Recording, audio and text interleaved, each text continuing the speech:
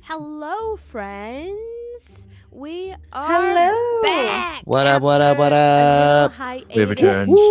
Thank you. Somehow for... Midwest Quest returned. Thank you for Somehow returning. Midwest Quest returned. Somehow.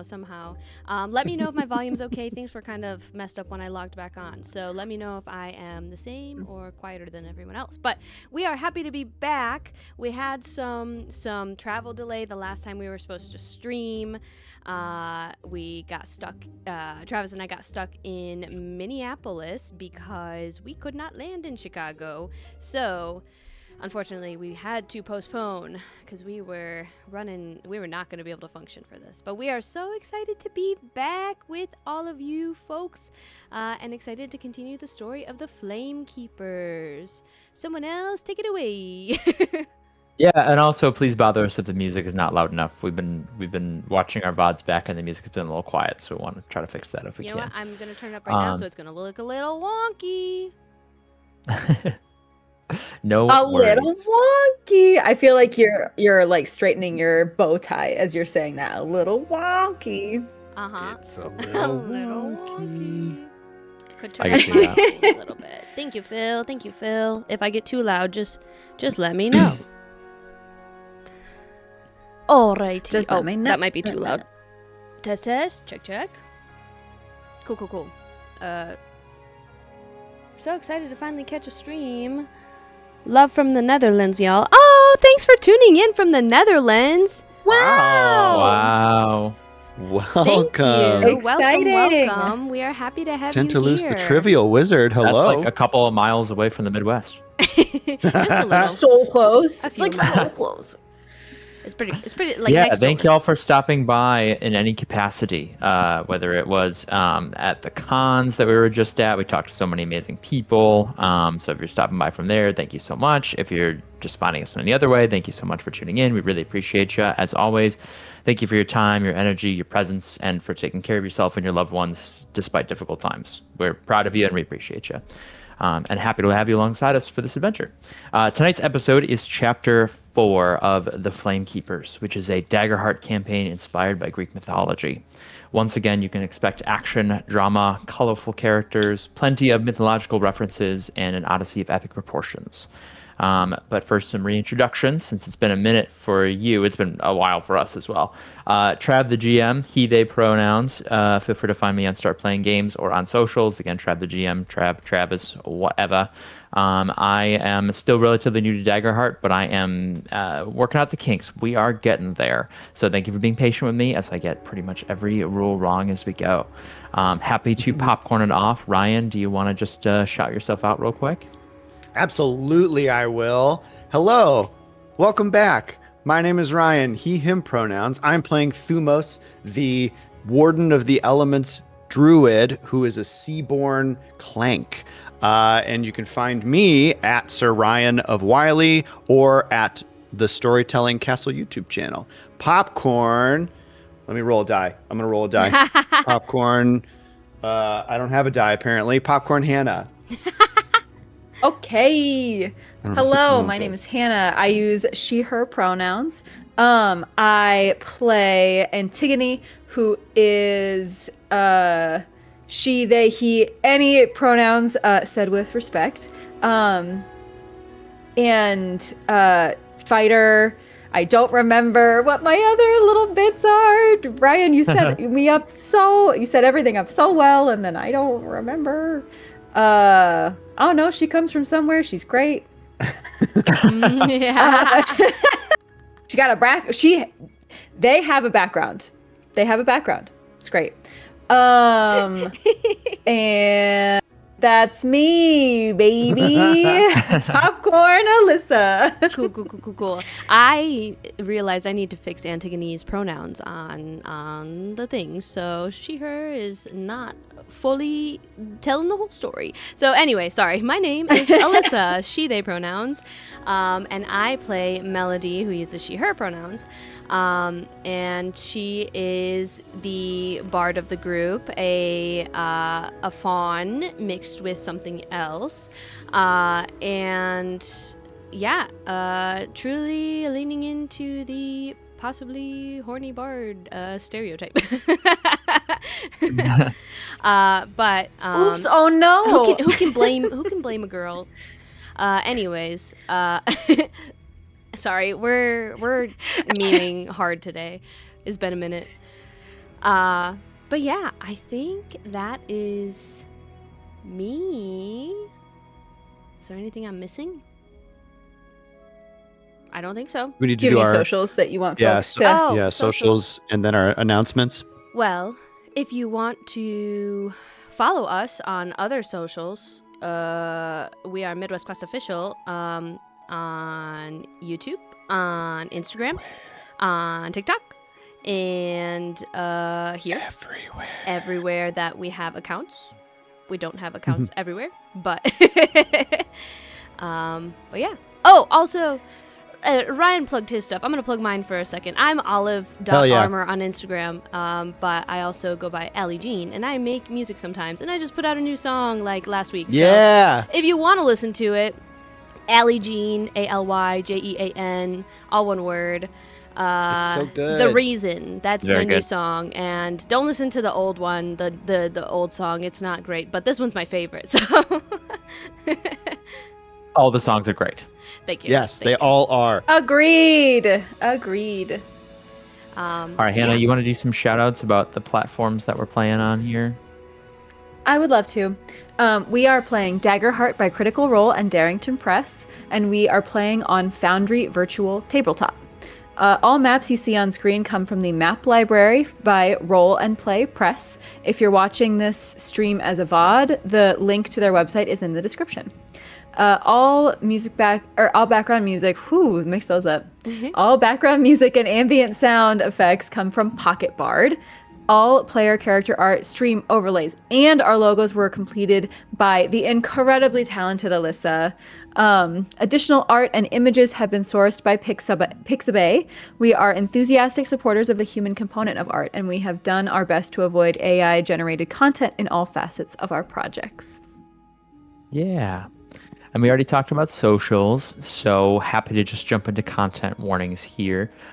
Just warning y'all, this is a kind of heavier episode I'm expecting, except for maybe a cutaway with some horny bardness. Sorry. Just warning y'all, blood, violence, PG-13 gore, allusions to sexual assault, petrification, death of a sibling, ghosts and undead, and casualties on a mass scale. So if that is triggering, troubling, making you uncomfortable in any way, don't hesitate to step away. We totally understand. All right, that is all of the busy work, and now to jump into the fun part, back into our adventure. I know it's been a while for y'all, so happy to provide a recap here. The year is 399 BC. The Olympians have abandoned ancient Greece, and its people are suffering under the rule of a militant Spartan king. The only hero with the power and renown to overthrow him is dying. Telemachus, the immortal son of Odysseus, is fading from the realm. The flame of his heart is flickering with the failure of the golden flame, the source of magic that keeps him alive. To reignite the golden flame, 3 agents of an order called the Flamekeepers have been tasked with seeking out Prometheus, the titan who first brought fire to the mortals. These agents are Melody, the bard, Antigone, the warrior, and Thumos, the druid. To free the titan from his eternal torment, they journey eastward across the Black Sea, toward the Caucasus Mountains. I even wrote it out phonetically this time, and I still stumbled. After slaying a hydra and liberating a village from its zealous leader, the Flamekeepers continued on their journey alongside Leah, who is a young Amazonian warrior with a mission to prove herself a worthy warrior. The party ran into Iris, a lesser messenger god and consort to Melody, and she urged the agents to abandon their quest. When they impolitely declined, Iris burned the sails of their ship, forcing it to dock at the coastline. The Flamekeepers found themselves in a mist-laden city of stone. Stone buildings, stone streets, and stone inhabitants, artificially petrified by a familiar-feeling power. Leah draws her sword, and before disappearing into the fog, she tells the party, "This is where we part the ways. Let the hunt begin." And that's where we pick up. Where does our party go next? What do we do? What are our reactions? Flabbergasted, distraught. Yeah. So, Melody is, who? She's doing her best to hide that she's going through something right now. But she is going through something right now. But she musters it up. She recognizes her teammate needs help. Because he was just hit by a god. He was just flicked by a god. And not in a good way. Not in a good way. Alright, so I would like, okay, Hannah, how is Hannah's computer just crashed out, just as an FYI. Oh no. I was like, oh, Yeah. she's looking down for a long time. We'll wait. We can chat, right? Yeah, we can wait. How's That's all everyone- good. How is my my audio is soft again? I just saw it. I saw it in the red, so I got scared and turned it down. Thank you. Thank you, Phil, for filling me I mean, in. oh no, Antigone's been got by the Gorgon. Oh no. Oh yeah, sorry. When someone leaves, it messes up the visual of the stream. So sorry, it's gonna be weird for a minute, but I'm. Let me try and. I'm gonna take both spots up. Here we go. I got me. I got me. We'll just keep. And then I'm up here. And then me. That's pretty Okay, good, what's Ryan. up? That's pretty good. And I'm up here. Ryan, what's other than Iris's attack, what is going through Thumos' head right now? I think as he's cautious of where we are right now, and he has, being a man of marble himself, he is familiar with the sensation that everyone is like that all these people are facing right now, except his curse is almost is worse. He looks around and like to the closest person of stone, he like comes and walks and puts his hand like rubbing his marble thumb over their marble face. And he looks into their eyes, even though they are not looking back. And he says, "We will fix this. We will bring you home." And he's definitely thinking back to different times, a much different age, but different things happening. Yeah, definitely. Alyssa, I know you're managing along on the technical side right now, but do you feel up for talking a little bit where Melody's head is right now? Yeah, I can do that. I'm honestly not messing with anything right now because Hannah will come back eventually. So, so it's just gonna look weird for a minute. Ryan's just gonna be split in half, is all. I'm so excited to watch this back. Yeah, wait, Travis can't see it right now. But yeah, Melody, like I said, she's working through something. Like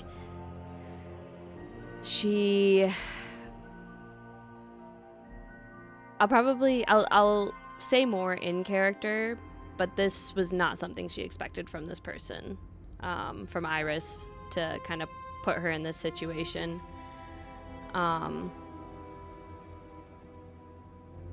So she's kind of contemplating, like she's always had kind of trust issues, just never wanted to put too much faith into somebody because of the chance of getting disappointed. And this is kind of a reassuring moment for her that maybe that approach to relationships was the right way to go about things. So where she was making progress, learning to trust these co-workers of hers. She she might be taking a step back, or at least might need something big to kind of keep her moving forward with that progress. No, that makes sense. I like that a lot.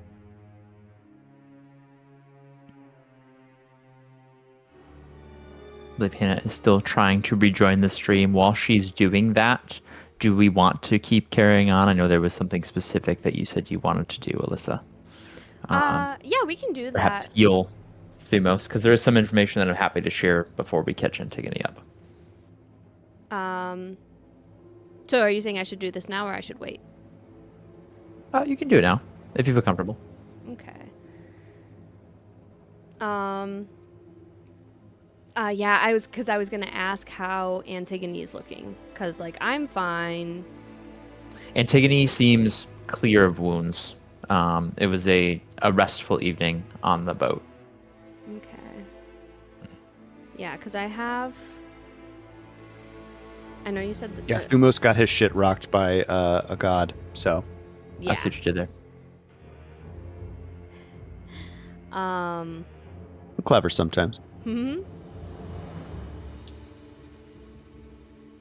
Okay. So, could we be taking a short rest right now, or no?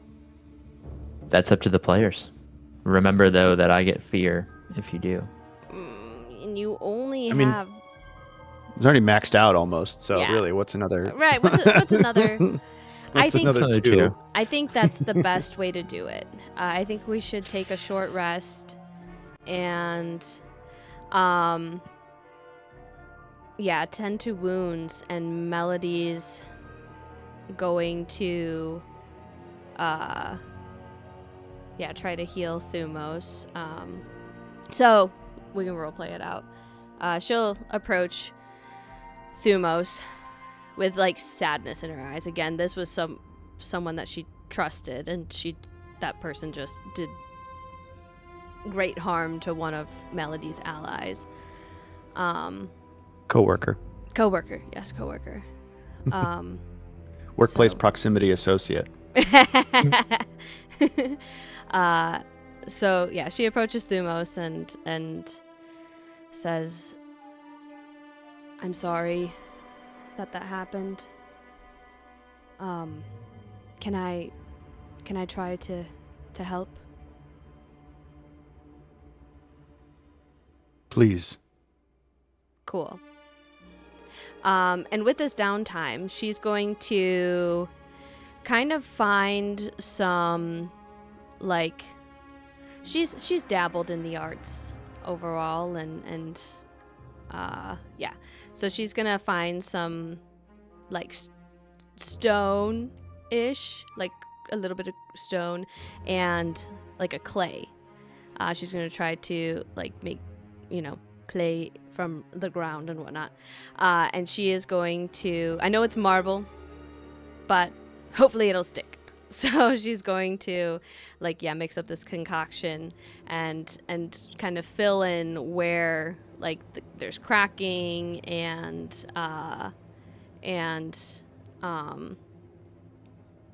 what's it called? Chipping and all that stuff. Yeah, she's gonna try to fill that in.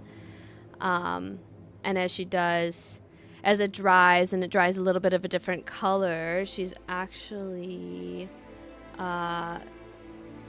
because of,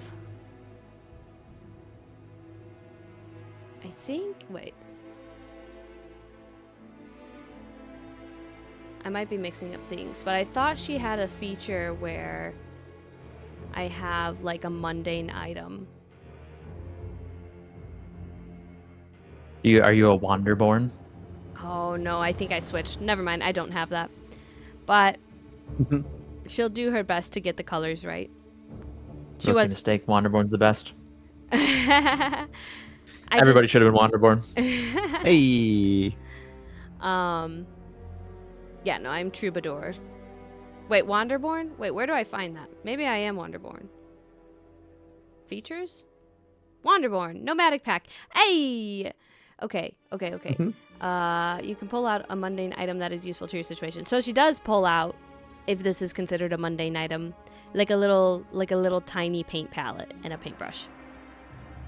And she paints Thumos' forehead to kind of continue the colors the way they should have been. The paint might chip, and I might have to touch it up later, but this should do for now. Yeah, that does cost a hope to do, and you can only do it once per session. So if you're using that ability this time, please mark off a hope. But since y'all are taking a short rest, don't forget you can make 2 downtime moves each. Oh, yes.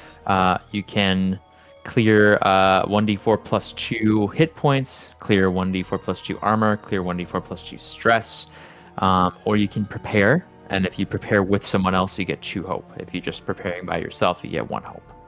Okay. Mm. So I'm going to do the 10 to wounds to Thumos, which gets him an extra, lets him take away an extra hit point, just so Ryan is aware. So you're healed for 2, technically. Thank right? you. Heal for 2. Got it. Are you back up to full? No, you're probably not back up to full, are you? No, but if we're taking a short rest, I should be able to get back. I was going to say, I could also tend to your wounds. So you could have just like double duty. Everybody's like, Thumos. I think that's a great idea.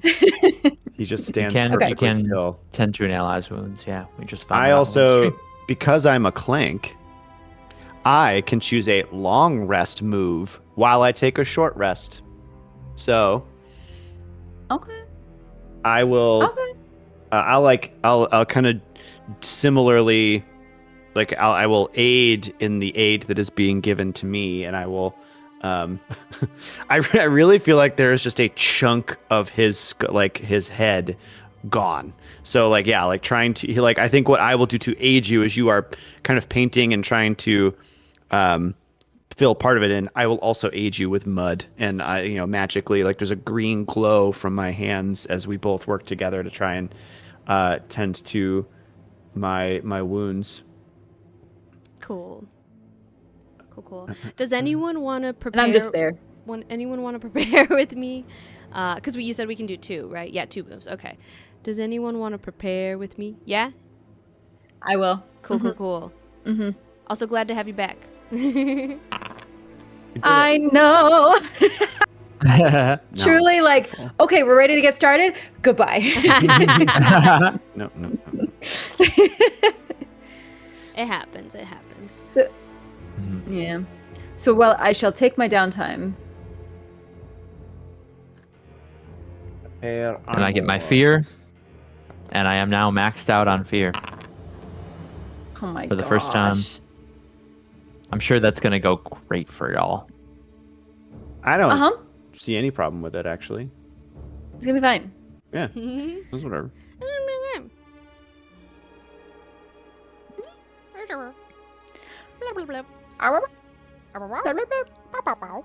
Blue's Clues. Insert vocal stems. Mhm. Oh, we're streaming? What? So,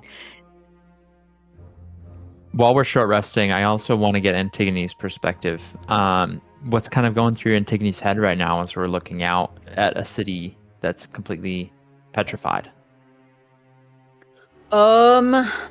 It's a complicated kind of stew of emotions. So Antigone is feeling this is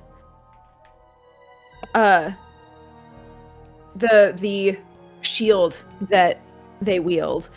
It has Medusa's face on it. And that is very much so there's a sense of this mythical creature is my talisman.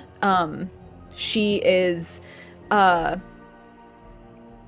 someone to be feared, a being to be intimidated by. Yes. And then also, Leah, where are you going? Hey, Leah. Why did you just run away? She ran away, right? Leah ran away. Yeah, Leah is gone. I thought so. Yeah. Mhm. Yeah. I was like, I remember that correctly. So I think there's also a moment of panic of like, oh, Leah's gonna get there before me. But also just true straight up fear, because we've never faced a being like this that has these kinds of powers, and that's scary, right? Like I can go into a battlefield and know exactly what I'm doing with a column, with my team around me. I know exactly how to fight. This is not something that I know how to fight. And I think, do I really actually want to fight it? Her, the Medusa. And how is that? Because I think reflected? I immediately assume. Oh, I just immediately assume that there is a Medusa on this island. Yeah. And how is that reflected in Antigone's affect? Like your expression, any traits occurring right now, any habits? They stand very tall and very rigid. So especially as we're taking the short rest, did we take that on the boat or like as we just start entering the city? In the city, yeah, the boat was stressful. Okay. Yeah, the boat was destroyed. We had to dock. Yes. I'm on high alert. So as I'm kind of I technically do tend to Thumos's wounds, because I did that action as well, but it's very much like, here you go. Here you go. Here, take this thing. And otherwise It's like a it's just like oh, you need water? Here. I don't. Sand? Here. I don't need bandages. Okay. Whatever you need, I will go get it. Yep. And it's just a very, very rigid, very on hyper vigilant, and very quiet. Okay. Yeah, and this is how our party conducts themselves throughout this short rest. Boreas, who is also on the ship with you, speaks up as the short rest comes to an end. So where are you all heading? Because it's probably not the same direction as me. Probably not. You should head to safety. Alright, I'm going to see if I can find a sail. And if I can find a sail, I might be able to fix my boat. You're welcome to hitch a ride with me. If you don't expect there to be any more danger along the way. That was the worst of it, yes. It was a hydra. Oh. On the seas, I think less danger. But here, I don't. I think you're gonna find a lot of stone sails. I've never tried sailing with a stone sail, but something tells me it may not work out for me. Huh. Huh. Huh. I'll get to work on it. Because I it is believe it's- stone, it will not work. In this specific instance, I did not mean to offend you specifically.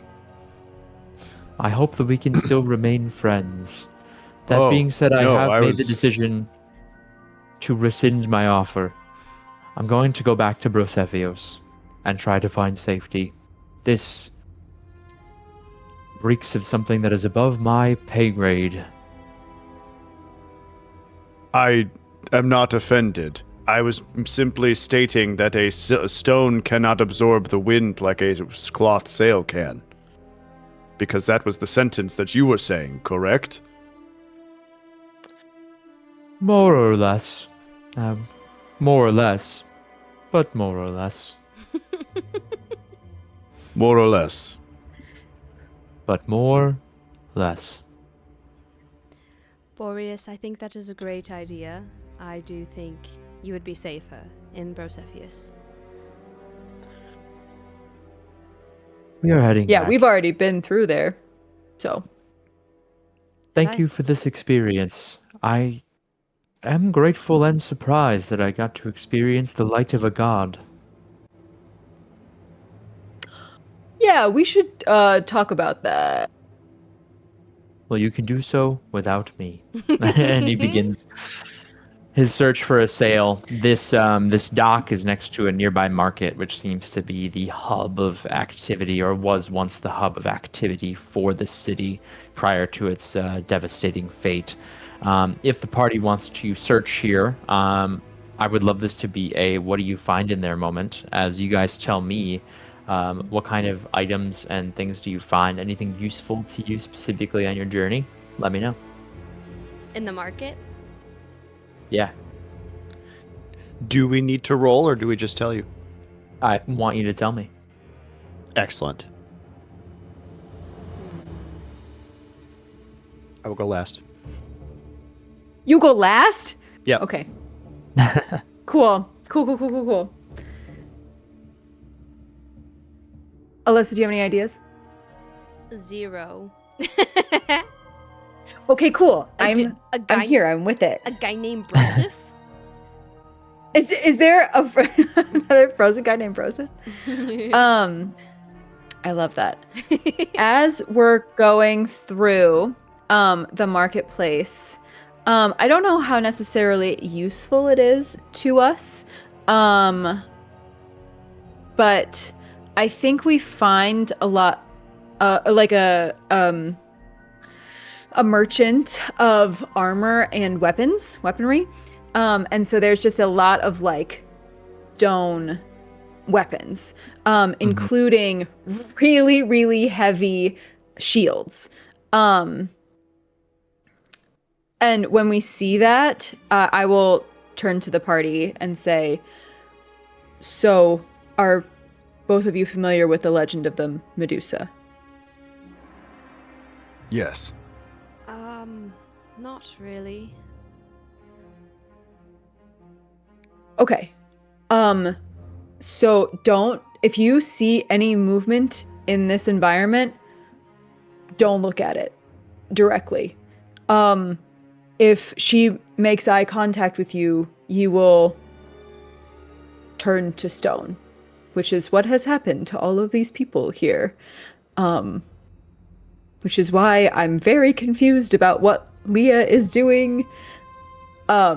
So if you can, and I try to pick up one of the stone shields and hand it to I am not near Melody. you. Yep.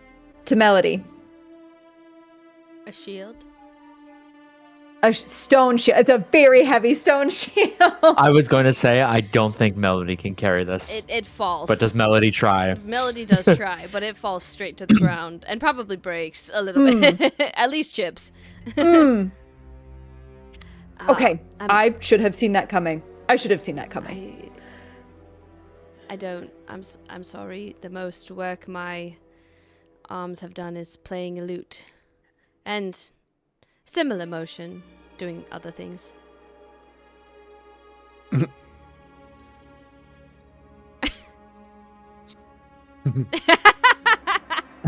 Well.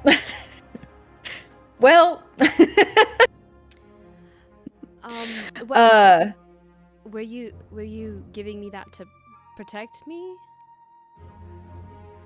Yes.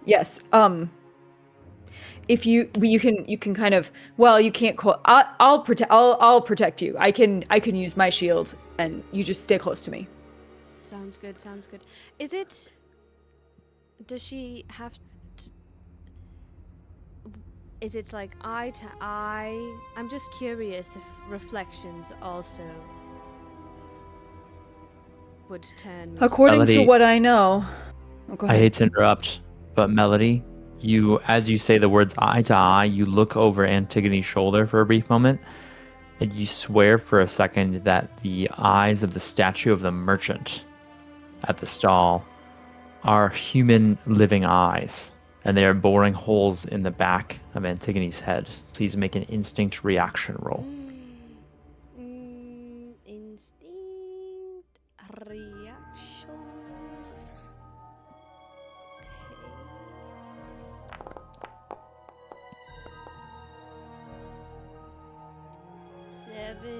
with fear.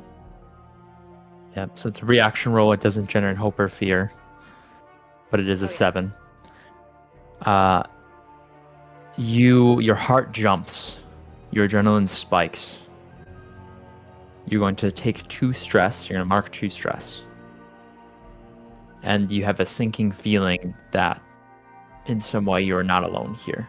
You take another look at the eyes, and they are normal. They are back to the dull gray, glazed over eyes of stone that they were before. But you know what you saw. You notice Melody breathing faster. She doesn't usually get like scared in the face of danger. However, she died already once, and is realizing that maybe she's not ready for that yet. And to an eternity of being stone does not sound good to her. So yeah, you notice her breathing quicken. Why? I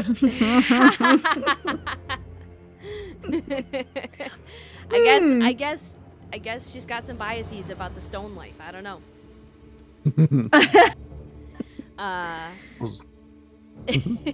But yeah, she says to Antigone, I don't think we're alone. What did you see? Where is it? Her. She. Behind you, but I don't want you to look either. But you're not stone, No. But right? And I like touch your shoulder a little bit. but I saw something. What did you see? Eyes. Real living eyes on the merchant over there.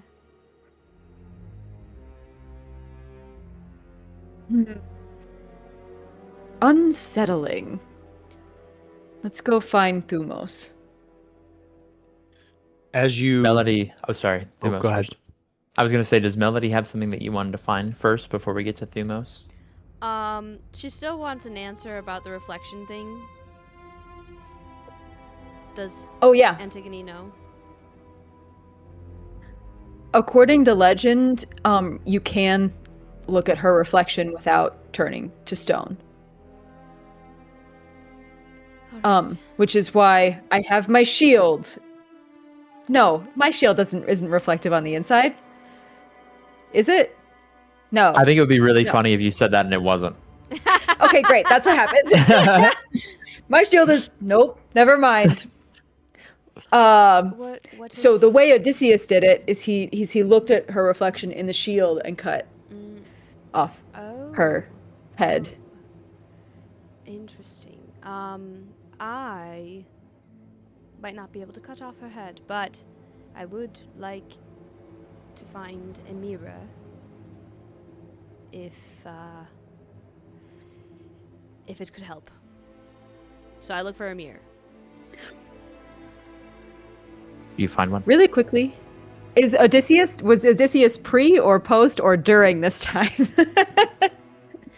We'll get to that in a moment. Cool. Yeah, we'll get to some backstory stuff. But yeah, first, you tell me. Do you find a mirror? I do find one of those like handheld, the circular top mirrors. Okay.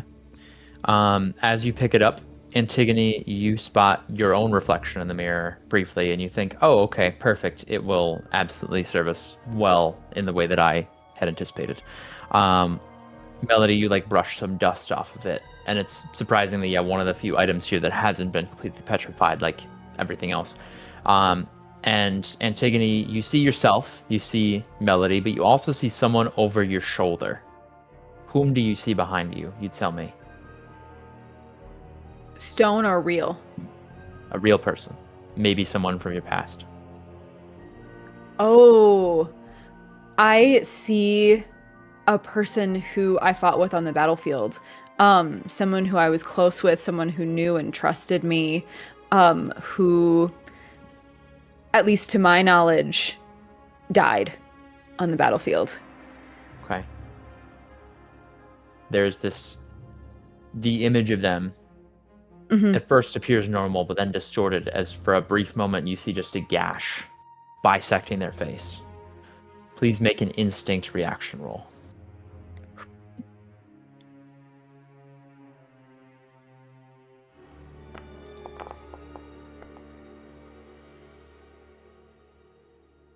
Um, 19?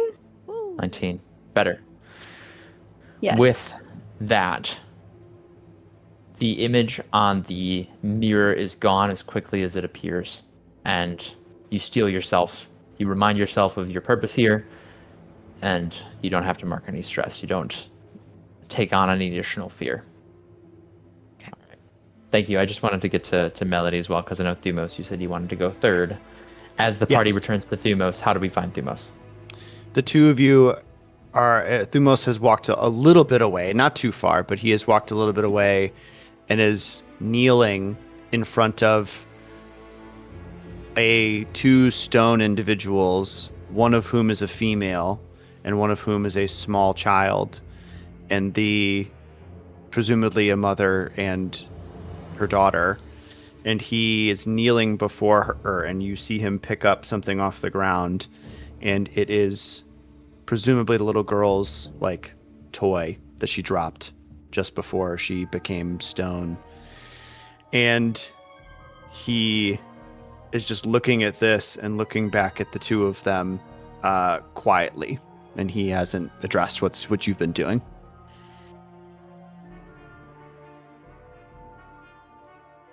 I will not add anything to that. I want to sit in that, or I want Thumos to sit in that rather, as the party approaches. Cool. Yeah, so I would assume we'd walk over together, Antigone, Melody, unless Antigone is still trying to figure out how to get a reflection of the shield or something. Oh, I walk with you. Sounds good. Yeah, as soon as that image pops up, I get really stiff, and then I just shake it off, and then walk with you. Sounds good. Yeah. So we approach Thumos. I want to give you a chance, Antigone. Do you want to say anything to Thumos? Would Antigone know at this point how to talk to Thumos?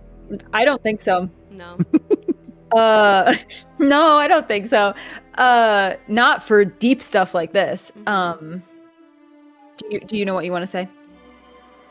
Yeah. Melody will approach, and having just tended to his wounds, she feels a little more casual, I guess, with him, or a little bit more open with talking. Thumos, you're so sad all of the time, especially around children and apparently women. We are in a very dangerous place, and I feel it would probably be best if you need to let something out, you can do it now.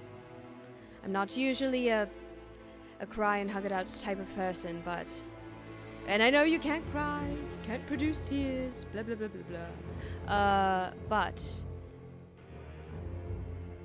we need you ready for whatever is here, and you're gonna see a lot of stone children with mothers. He stands up from his kneeling position and puts the doll back into the little girl's arms before turning to you. And he looks you dead in the eyes and says, "Do not confuse my melancholy for weakness. I am ready for whatever we will face." Melody kind of likes that. Sorry. She doesn't back down though.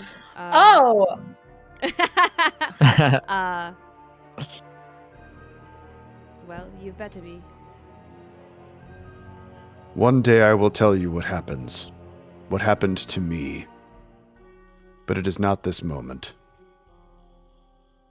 I won't pressure you. I just want all of us ready for what might come. I wonder what would happen to you. You're already stone.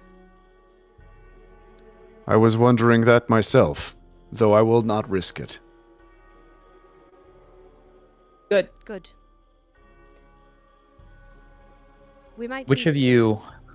Oh, sorry. It's okay. I was just going to say, we might be safe with reflections if you'd like to try to find something. I will look at their feet, as I will still be able to do stuff while looking at their feet. Sounds good. Great call. Good plan. Which of you, I believe it's Thumos, but just checking, who has the highest instinct? Probably me. I have a +2. I have 0, so not me. Thumos, you, as this conversation concludes and you build your battle plan here to deal with the impending threat, you hear some flapping of wings, almost dead silent in the foggy sky, but you look up and you do see the shape of a bird. Can you please give me an instinct check to see if you can see what kind of bird it is? Sure. Reaction or just a full-on check? An action roll, yeah. Okay. Come on, baby. Let's go. Hey. Okay. Hey. Awesome. 22 with hope. Oh. Ow. Ow. You realize that there is an owl perched in the window of a nearby stone building, watching you with round gray eyes. Just almost human-like. Just taking in all of the features, everything that's occurring, all of the conversations, observing everything. Thumos narrows his eyes again and just kind of mutters under his breath. And I if you two listener hear it, you will hear it. But he says, I thought we were done with gods for the day. And then just kind of is like, where would we like to go next? I'm sorry, did you say God? We should also... What was Iris doing on the ship? You seem to know her, Melody. We have a history. A recent history that is now very recently over.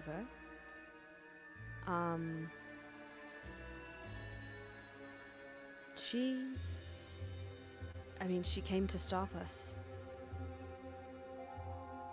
And I thought I meant more to her than that. But it is what it is. She wants to stop us and we cannot be stopped. We must go. No, we on. cannot. Let us stay Okay. close to each other. Indeed. Party proceeds eastward, heading further towards the mountains, through this city, which we do not know the name of. As you're walking through the market, you do find, amongst other things, 3 bags of gold. So please mark off a bag of gold as well in your inventory. Okay. Bag of gold. And one more item of interest that catches your eye, I think especially you, Antigone, is an urn that's just on like a pedestal near the center of the market. Kind of just the art on it sort of is aesthetically interesting to you, so it intrigues you. You take a step closer. You see a few images on this urn, and a story comes back to you. A story that this urn is telling with the art going around in a clockwise pattern. A story of Athena, the goddess of wisdom and war, cursing the priestess Medusa for an unspeakable occurrence, an evil, a desecration that occurred in her temple. After this curse, Medusa flees living in hiding, until one day the hero Perseus comes along, and to prove himself a hero to Athena, he beheads her, takes her head to Athena, and it is placed on her shield, the shield known as the Aegis. And then that's where most versions of the story end. But there is one more image on this urn, and this part of the story is unfamiliar to you. After Perseus completes this heroic task, heroic in the eyes of some, maybe not so much to others, you see another image of Perseus fleeing from two other creatures that look very similar to the Gorgon that is Medusa. Snake-like hair, vicious fangs, claws, and they are eagerly and ravenously pursuing the image of Perseus. And that is the last image on this urn.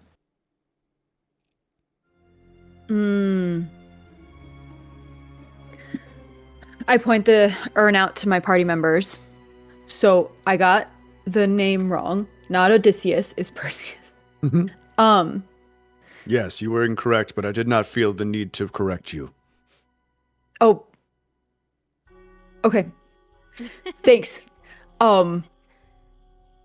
So there's very clearly two additional Gorgons, and if I am putting the pieces together correctly, these may be the ashes of Perseus.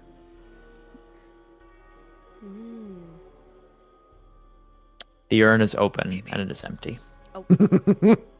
Oh, LOL. Just what? Oh, sorry. Just kidding. You are just all kinds of wrong today, aren't you? Listen, I'm real scared. I'm really scared. On a scale of 0 to 12, I'm like a 9. Like a 9. So should we? does this? Yep. Does does this mean that she has sisters and they live on? Well, maybe. Yes. You were. I mean, I don't know your whole life story, but you have a Gorgon on your shield, right? So does that mean? Yes. Are you a fan of them? It's in reference to the Aegeus, and that strength, that feat of strength, but also the power of the Medusa, of the Gorgon. Gorgons.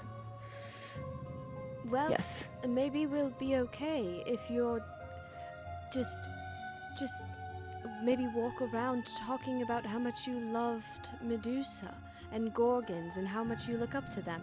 Maybe then they would know we're cool. I think that is definitely worth a try. So we are okay.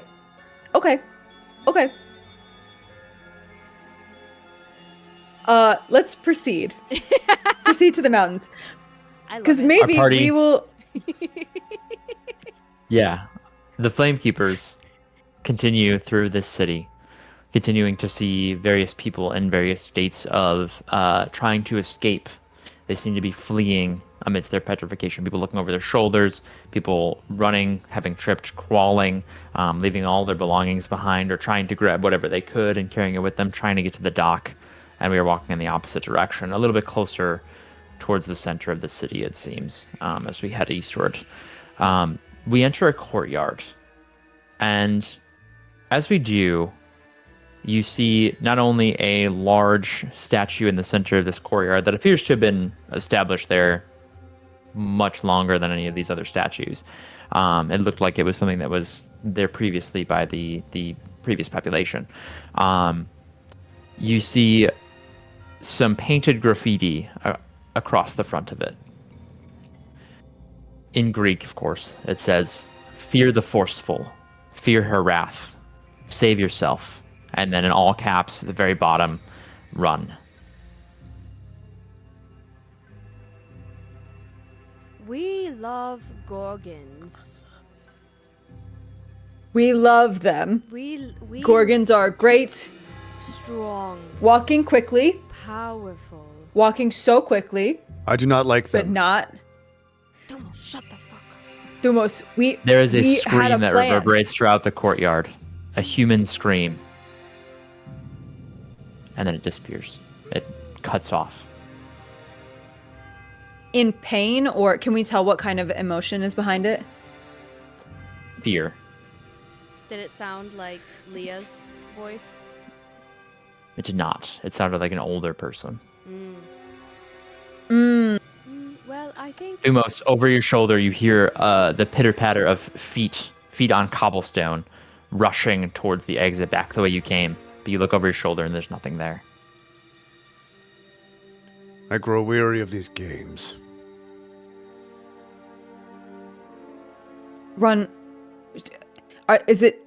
I don't know that it's in their power to create these images and these sounds. But should we run towards that scream? There's someone in peril, and who's afraid. There are no mortals in this city.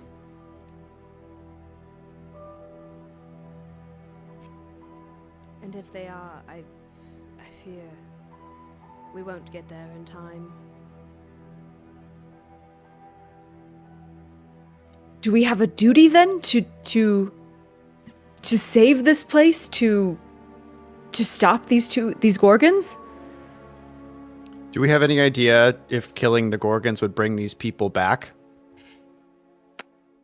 You don't. You did not hear in any part of this story that when Medusa was slain, the people that she had turned to stone were unpetrified. I believe there is something bigger going on here right now. Like what?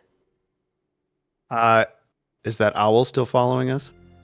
The owl is gone, but you do notice as you are looking around the sight of a shadow in the mist, a humanoid silhouette. And then it disappears. But then you look off to the opposite side of the courtyard and you see two more shadows appearing and running towards the exit. Melody, all of a sudden, you feel a cold chill run up your leg as something grabs you by the ankle. You look down and you see an ethereal specter, a human or some other humanoid type that is just desperate to get as far away from the center of the city as possible. And it is clawing its way up you. It grabs onto your leg first, it grabs onto your arm, and then it like pulls itself up, and it is just sending this chill down your spine. And you realize now, the entire party realizes now that we are surrounded by these specters. And I'm going to go ahead and add some actors here to our scene. Melody just immediately starts like screaming a little bit and kicking, like trying to shake off the specter. Okay. Yep.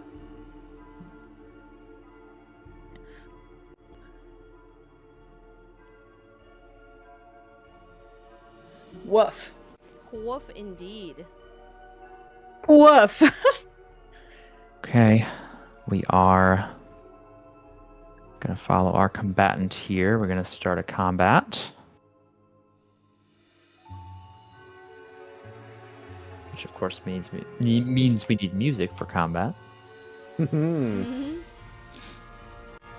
as we kick into this combat here, I will let you guys choose who goes first, who reacts. Yeah, go ahead. Nope, go ahead. No, okay. Because I said I would protect Melody, I bring my longsword down on the specter, clutching at her, and attempt to see if it does anything. Yeah, go ahead. Okay.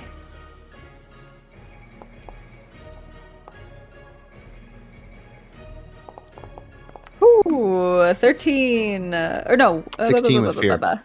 16 with fear, yeah. 16 will succeed. You will strike. Please roll your damage.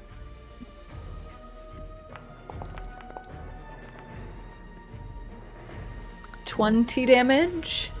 20 damage. You bring your sword down in a very swift, efficient cut, and the blade passes through this spectral entity. It doesn't seem to do nothing. The creature does react with like this empty scream from its face, but you're not hearing any sound from it. But it does seem to be not as effective as perhaps magic damage might be. That is going to be a major wound still, so it still was a good cut, but not as effective as it potentially could have been. You rolled with fear, correct? I did. Okay. I'm going to go ahead and move play then to one of the archers here. One of these specters is going to draw a bow and take a shot. I'm going to say that it's going to be at Antigone, since Antigone did raise a weapon here. So let's go ahead and fire a longbow.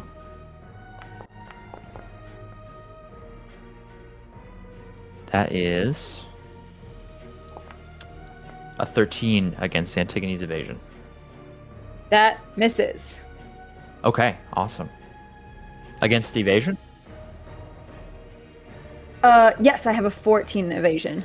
Whoa, awesome. Okay, sounds good. So it just, this spectral arrow whooshes past your ear as you duck, and it does not deal any damage. The other archer is also going to take a shot at you as well, so I have to spend another fear. Let's go ahead and pull up his stat block and make that longbow attack. All right, a little better that That'll time. hit. It's going to be a 19 That'll to do. hit. That'll do. Yes. That'll do. That'll do, donkey. For 10 damage. And this is magic damage, if it matters. It is. It does matter because I'm wearing the Elundrian chain armor, which I reduce incoming magic by your armor score before applying it to your damage thresholds. What does that mean? What is your armor score? My armor slot, I have 4 slots. Okay, so that's your armor score, is the number of slots. So Great. you reduce it by 4, so it becomes 6 damage. Oh, I see. Okay, cool. So that is minor damage. Got it. So I will just mark an armor slot. It pings into my armor, and I go, ha! Awesome. Our spectral guardian here is going to move up into melee with Thumos, and is going to reach out with a spectral grasp. Let's go ahead and make that attack. That's going to say spear. Let's see. Actually, maybe we'll use a different attack. Yeah, we're going to use this one. I'm going to spend an extra fear here, so I have to spend 2. All right, dang. did I spend one? I spent one. No, okay, we're at 7. Rock on. Let's go ahead and make an attack here. So rather than reaching out with a spectral grasp only, in this individual's hand, it seems like it's a warrior of some kind. A spectral blade appears as well, and it's going to stab down towards Thumos. Only, however, for it looks like a 5 to hit. So that is going to be a miss against Thumos. Thumos, how do you block or dodge that? I think as this specter comes down, I think I just like move with it and I just kind of dodge it out of the way. Awesome. So Sounds cool. good. Yeah. All right. I'm gonna return play to the players. I'll stay at 7 fear here. Okay. I am going to move here. Oops. Oh gosh. I've pressed a lot of buttons and I'm regretting all of them. I would like to move over here next to Antigone, and then I'm just going to double check. Very close.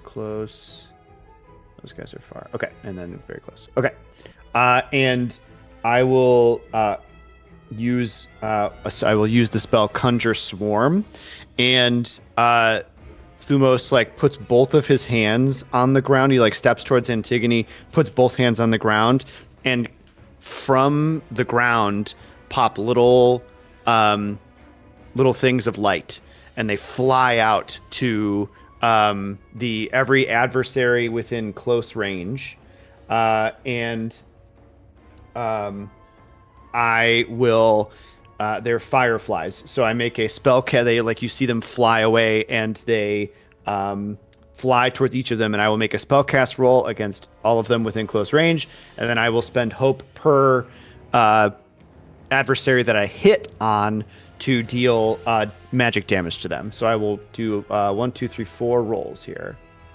Cool. That's cool. That's so cool. It's so cool. I love that they're fireflies. Mhm. It's so fabulous. Love. Cool.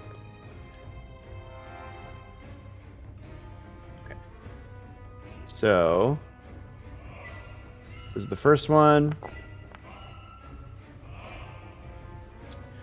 Is a 13 hit? We'll just say it's the one Does next to not. me. Okay, No. cool.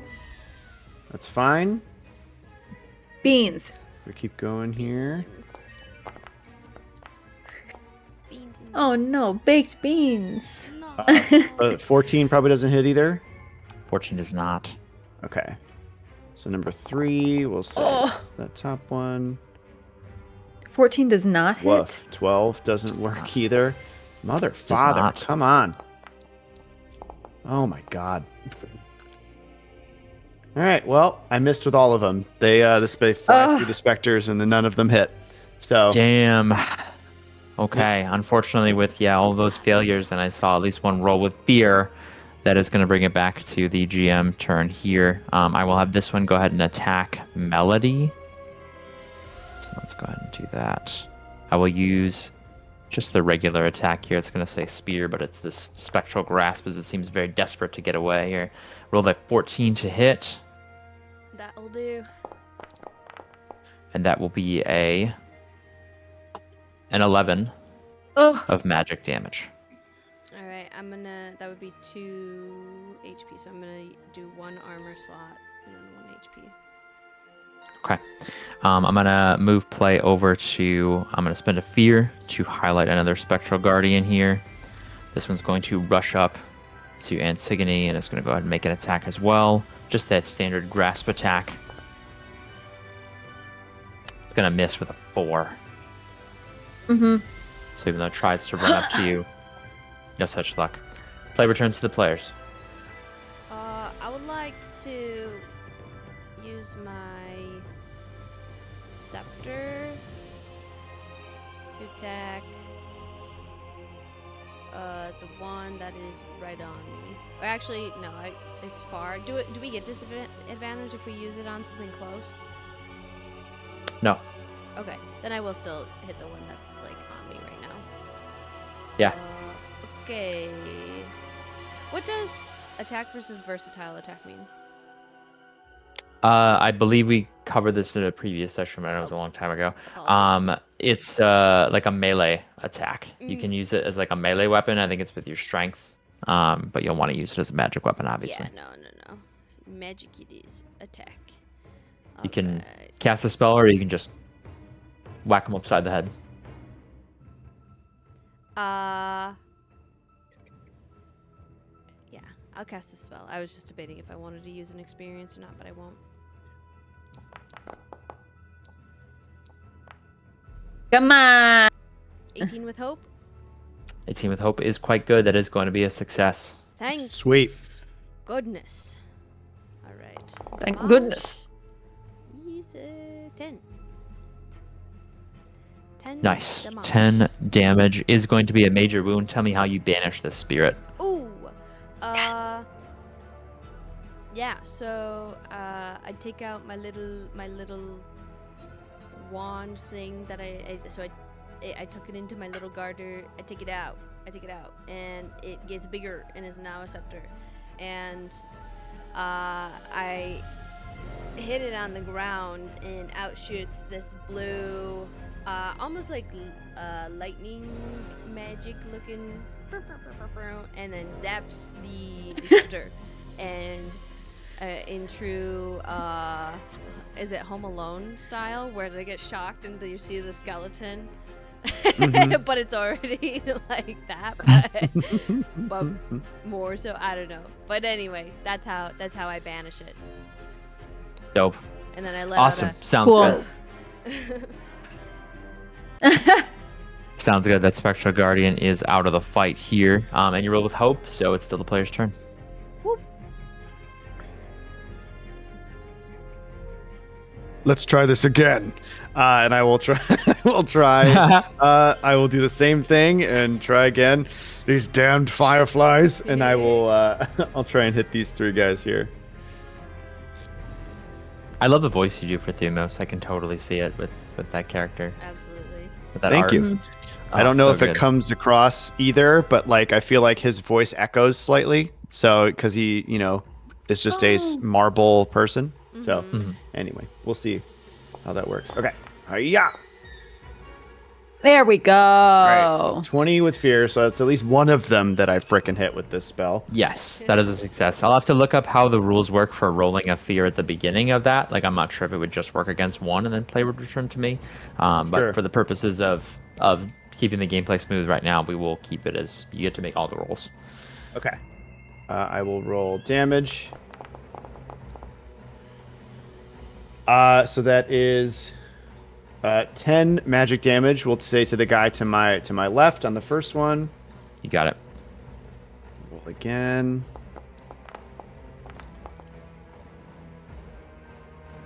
$25 with hope on that one. Yep, that'll hit. Damage. 12 damage to the, we'll say the guy to the far, I can't hit the archers, so we'll go to the guy to the far right, and then the one next to Antigone.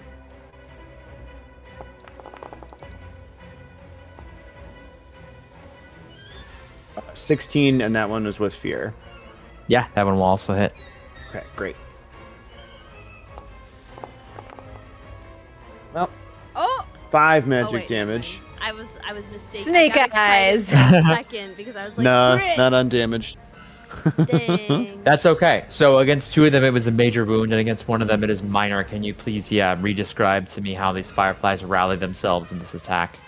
Yeah, so this time he yells at he like does the puts 2 hands on the ground with gusto this time, and these like little motes of light that just look like motes of light plop out and just fly off to the adversaries, and then when they actually hit, they explode, and you can see that they're fireflies, and they explode. It's like they're like little kamikaze fireflies that just and then they hit and they explode, and it actually is acidic. So it actually like starts to like you see the corrosion hit the specters, and they like yeah. As you do that damage to them and they reel from pain, one of them like rights itself and hoarsely it says, "We will not be like you." And it's going to go ahead and respond in kind here. It's going to run up and try that Spirit Blade attack again. Try it. See what happens. Oh, only a 6. Just dodge out of the way. This one behind Antigone here is going to take the spotlight as I spend another fear. And it's going to call out, "They wield the Aegis! Take her down!" And it's going to go ahead and basically focus all of the target's attention on Antigone here as they see the Medusa head on your shield, and they seem concerned about the Gorgon imagery.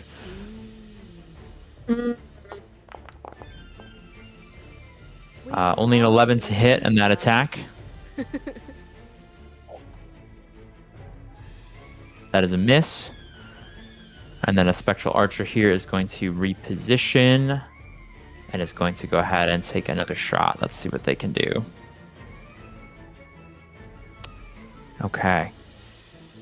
This target, this one is going to he's going to take a knee and he's going to take a shot here. It's called pick your target. Basically because you are all bunched up, it's going to be like an easier shot to make. So it could potentially deal some extra damage, but it's going to cost me an extra fear.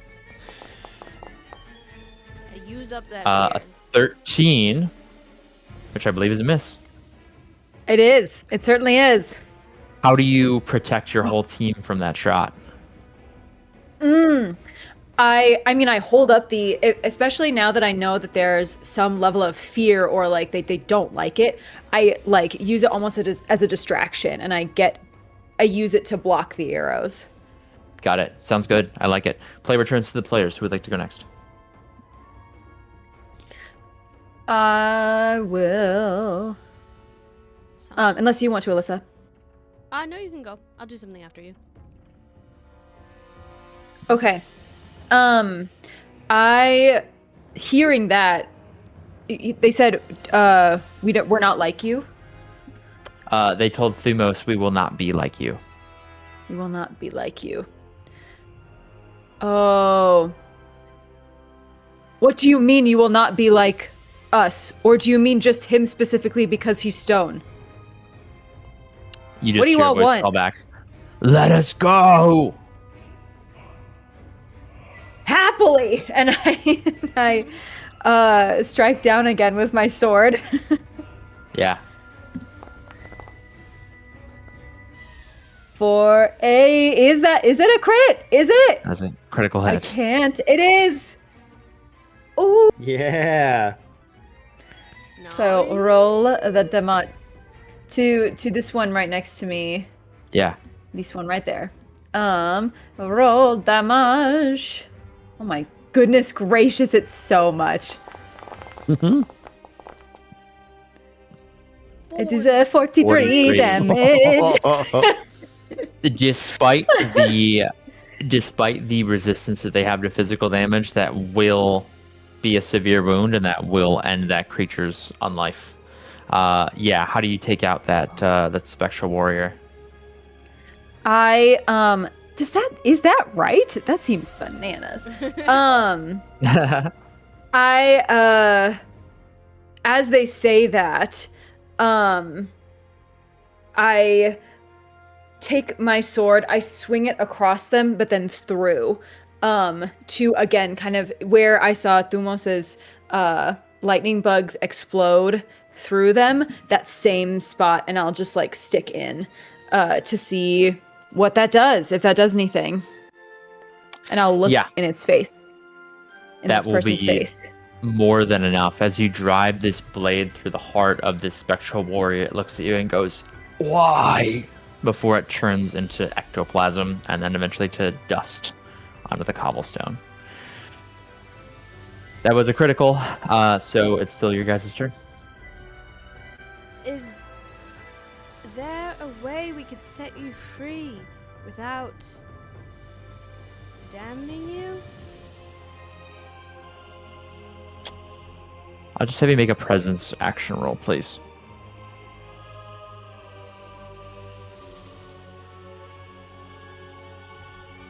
Presence. Regular duality roll, is that what it is? Or is That's it an like action this- roll, this is yeah. my action, okay.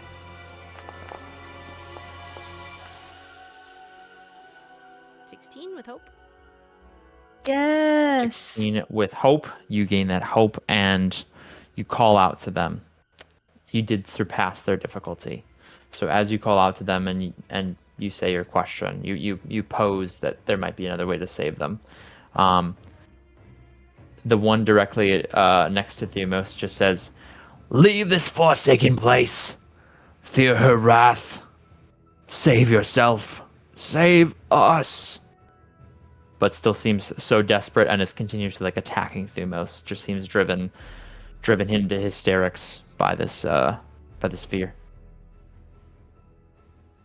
I don't know what to do with Haunted that. place. Suit yourselves. All right, we're still going. Do we care if I actually take an attack? Do it. You do it. Alright, I would like to use my arcane barrage. I can. It says once per rest, so that includes short rest, right? So. Yeah.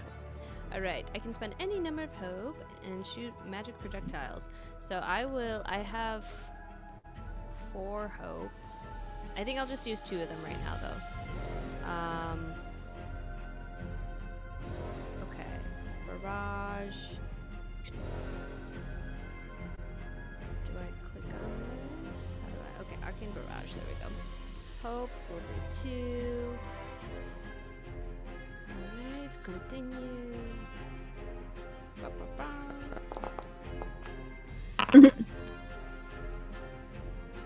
Alright, so I've done 7 damage.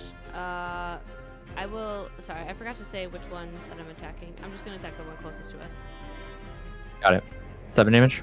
Correct. That is just enough to put it into a major wound. How does this arcane barrage destroy this spectral guardian? Here you see like broken stone kind of gather up and get that bluey glow to it that Melody always casts. And when the two,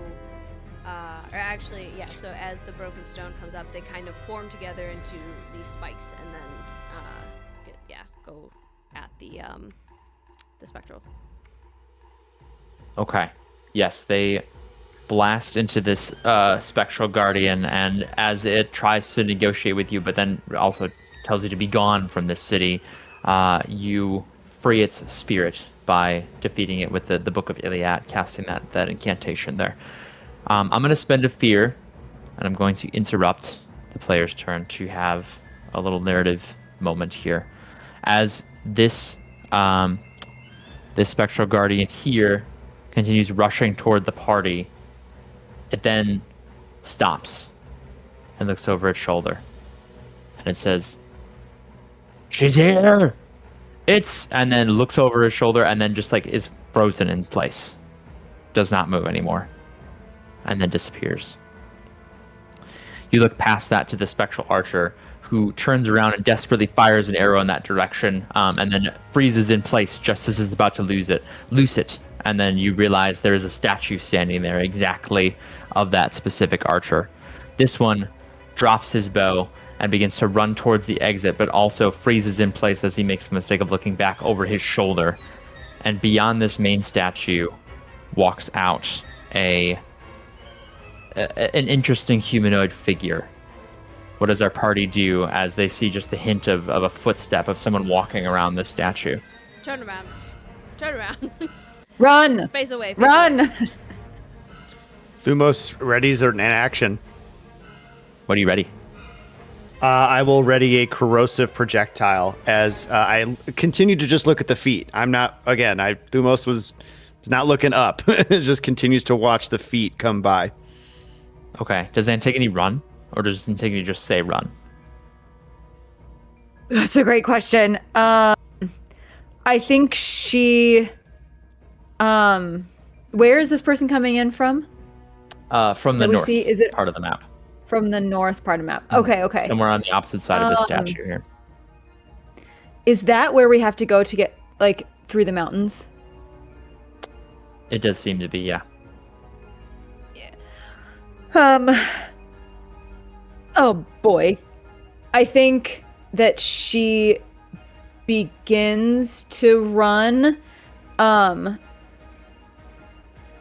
then seeing Thumos, like, preparing, like, stops probably about right here where the other specter was, and then again just turns around, and, like, prepares to defend Melody. Okay.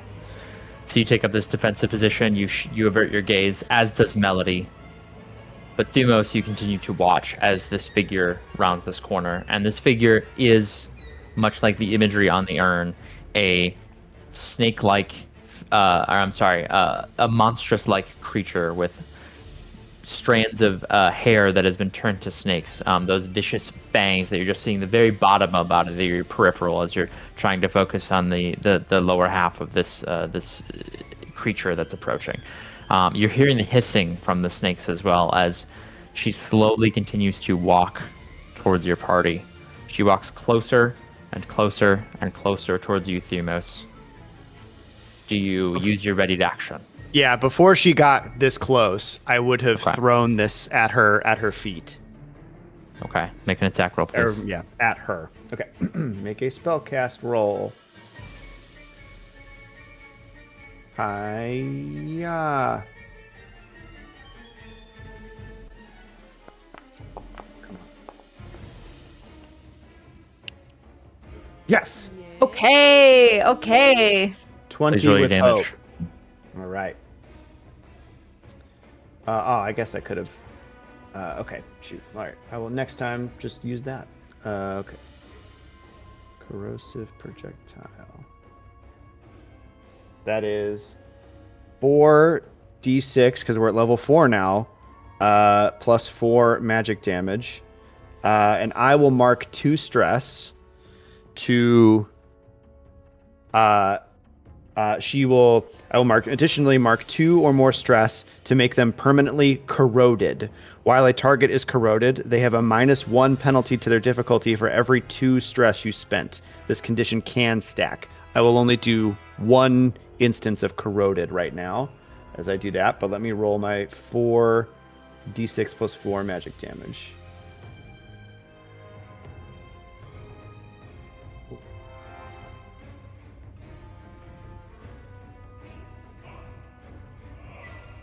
Two, 3, 4. Okay, 4d6 plus 4.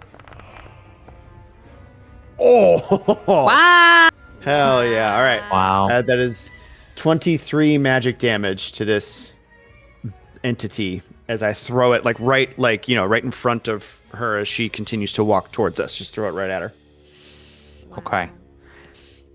You cast this corrosive bolt towards this Gorgon that is encroaching on you and your party as soon as she rounds the corner, and maybe out of the mirror, you witness this as well, Melody. You watch as the bolts, though it has a lot of power when it's been conjured by Thumos, it's bubbling with that corrosive acidic energy. As it casts towards the Gorgon, it passes directly through and melts a statue behind her. She does not seem fazed by this as she continues to look around at the other statues, making sure that there are no other threats. But never looks at each of you, never seems to know you're there. Perhaps this is not something that is currently happening, but has already happened. This is not but a memory. She hisses one more time from her hair, and then lets out a sigh. And this sigh feels pained, feels sad. It doesn't feel like a victory cry. It feels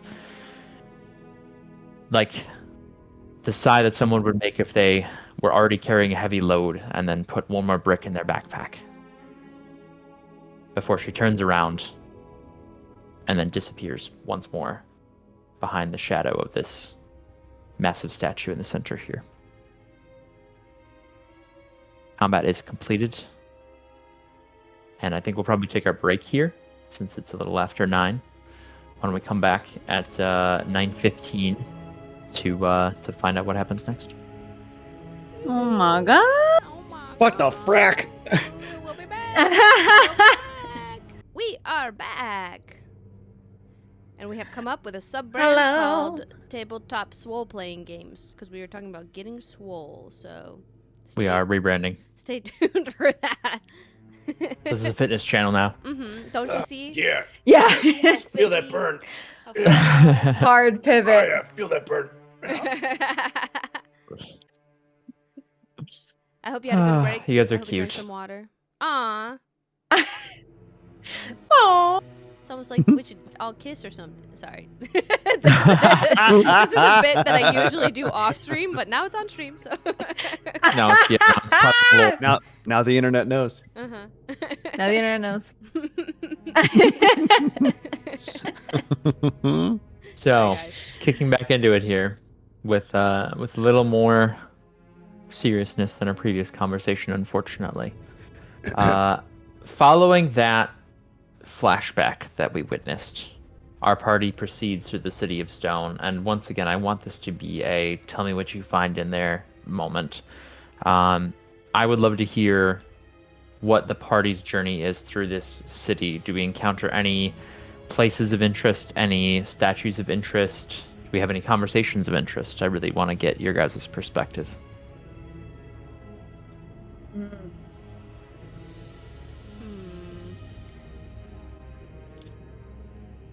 I think as we travel through, one of the things that we come across is a circle of people, like all standing in a circle, holding hands very clearly, like trying to do something to mitigate these effects of turning to stone, potentially like with a religious experience, or just like truly being together as they died. And it's it feels like a holy place. Because you can also, their expressions are like, there are tear tracks, but they are in some way serene. And it's a very sobering image. Yeah, for sure. I like that a lot. And then we move along. I think as Thumos walks through the city, all the different sort of scenes of the ghosts that are running, and like kind of most of them are terrified, most of them are scared of this attack that is happening, but some of them go past that. Some of them go farther back than the screams of what the atrocity that happened here, and some of them are of good times of old. And what he constantly picks up is the laughter of a child, the mother calling their kids back home to eat dinner, those types of, through the bad stuff, Thumos still sort of finds and hears those moments. And you can't really tell in his face. He just kind of stays, his face just stays very impassive, but those are the things that his ears pick up more so than the screams or the sad parts.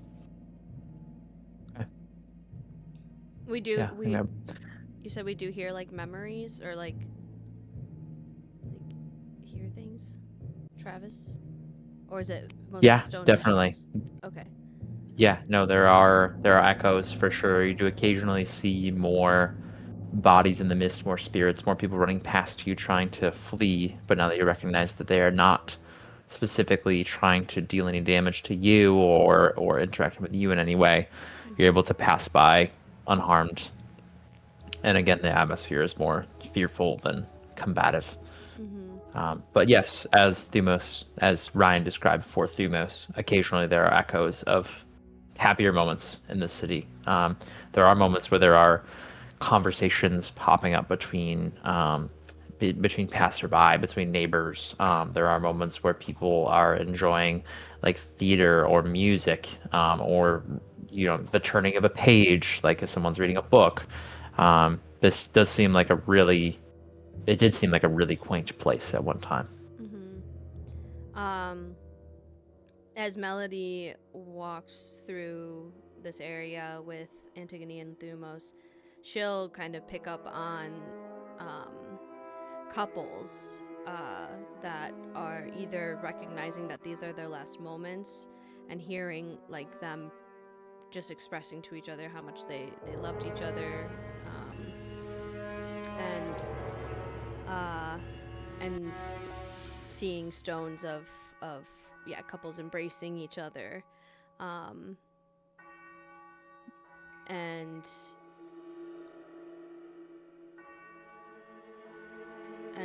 she also hears not just like in their last moments, but couples that were walking down the street, frozen in time, talking about their days and just mundane things, and and then she'll pause when she sees a daughter and father duo, reflecting on her past, with her growing up with her father being the only adult figure in her life and teaching her everything she knows. And she's not an emotional person very often, but she does get a little bit teary-eyed at that sight. But she doesn't. Okay. She tries to suck it up pretty quick, and hide it. Okay. Yeah, I think that makes perfect sense for the story here. As each of you has these interactions, as each of you picks up on these observations, you both let it sink in, but you also kind of steel yourself and focus on what's to come, focus on what's ahead. You each can mark or clear a stress, rather. Oh. Thank you. Thank you, Game Master, for this gift. However, that stress metaphorically returns, not mechanically, as we are in the midst of what was once a bustling city street. I'm going to change the scene here. So we come onto this scene. Our party members are in this street when suddenly from afar you hear what sounds like both the clocking of a bow and the lighting of a flame. And something sails through the air. There's a bright flash of light. And from a high point, from a building from afar, or like a parapet, like a walkway from afar, an arrow is going to come swinging down, or singing down, rather, towards our party. And I'm just going to go ahead and roll a die here to see who it might hit. We'll do 1 for Melody, 2 for Antigone, 3 for Thumos for reroll. Oh, we got to reroll.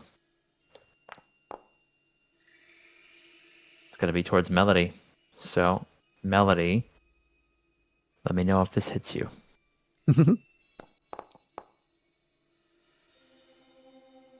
No. That is a 10 to hit.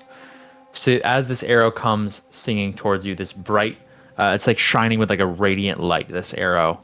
Do you dodge? Do you block? What do you do? I would dodge.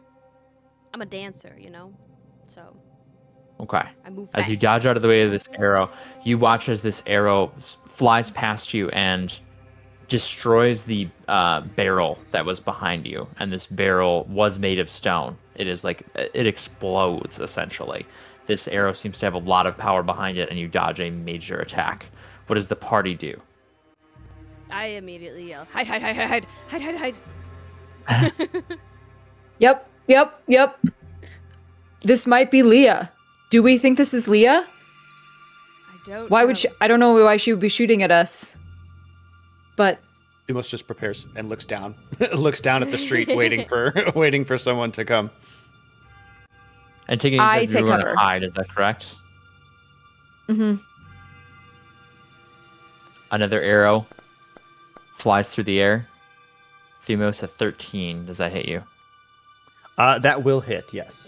Okay. This arrow strikes into Thumos and explodes in a burst of radiant light. That will be 27 damage. Magical. Oh. How does that affect Okay. Thumos? So that does hit. That would be severe. I will mark an armor slot to turn that into just 2 hit points taken. But he kind of takes it, right? I like after the first one, the other 2 jumped out of the way, and Thumos stands there, kind of waiting for it to happen again. The arrow hits him, and the radiant energy kind of mixes in with the fire that he has because of his elemental channeling that he's got going on, and it kind of like swirls around him, and now still looking down, but now like genuinely trying to find where the arrow came from and who shot it, so he could throw something back. Okay. So, first of all, you notice that as the radiant light blends with the fire, as you described before, it persists. It continues to glow. Thumos is bright, almost blindingly bright. And it seems like Thumos is now an easier target to hit going forward Oh. as this radiant light continues to shimmer around him. Thumos, you said you look up towards the source of the arrow? Just, not looking at eye lines of anywhere, but just trying to locate where the arrow came from. Okay. You look straight ahead, and Alyssa, if you want to go ahead and zoom out on the map for us, that would be swell. You look straight ahead, and you look up at the looming castle that is eastward, at the very eastern edge of this city. and on its wall, aiming down towards you, is a gorgon, a creature with the head of snakes, with the visage of a monster, once perhaps a woman, but now turned into a creature of legendary renown, of legendary notoriety, aiming at you with this bow with a glowing string on it, and the arrow seems to glow with that radiant light as well. It seems that she has taken aim at the intruders on her territory. What does the party do? Is she far or very far? She's very far. Okay. Seeing at least finally what's going on, Thumos will duck in, just where the gals are. And you're like, okay, she's on the wall. It is a gorgon. It is a gorgon. And what did she hit you with? What is this? I don't know. But I'm glowing like a lightning bug. Oh, yes, like the ones you conjured earlier. So cute. Very nicely done. They are very dangerous. Yes. Sorry, I didn't mean to call them cute. We need to focus on something else. We love gorgons. We love Medusa. We are big fans. We would love to... 10 out of 10. 10 out of 10. Show them your shield, Antigone. There is an arrow that pierces into the cobblestone beside where you took cover. It upends a lot of the stone, and it forms like a small crater in the street. You notice at the end of the tip, or rather at the end of the fletching, on the opposite end of the arrow, there is a piece of parchment tied to it, a note, a message for you. I go get it. You open it up. But I put the shield down and I go get it. You reach out. There's not another shot taken as you go and grab this note.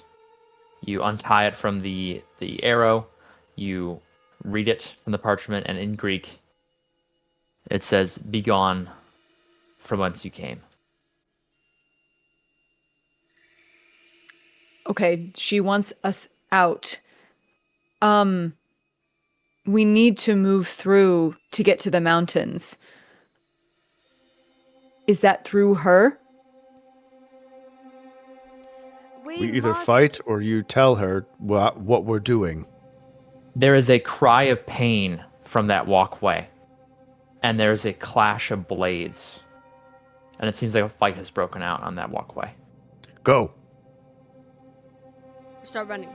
Start running. Do you look up at the scene at all, or do we just move?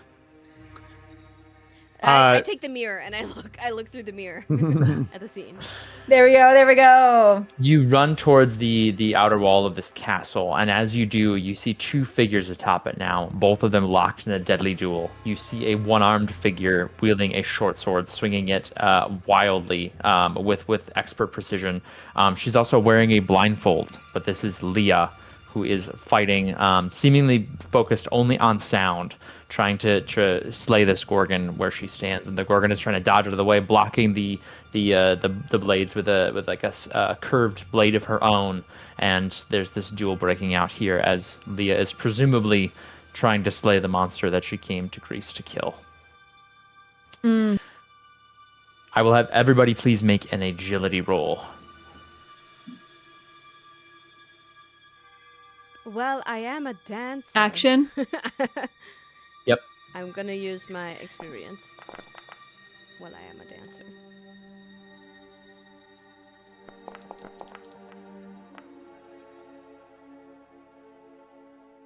Okay.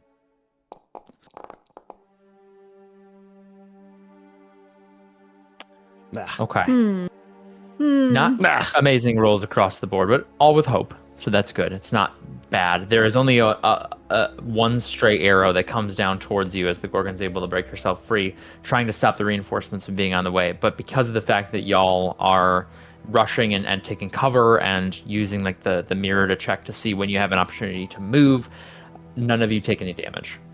Melody, with a 19 with hope, you rush up to the scene, and I'm going to tell you what's going to happen is the Gorgon is going to fall off the wall to the opposite way, and the fight is going to spill into the castle. But you have a brief moment here. Do you want to do or say anything as you come across this scene? You get close enough just in time to maybe get a couple words in, or maybe an action in.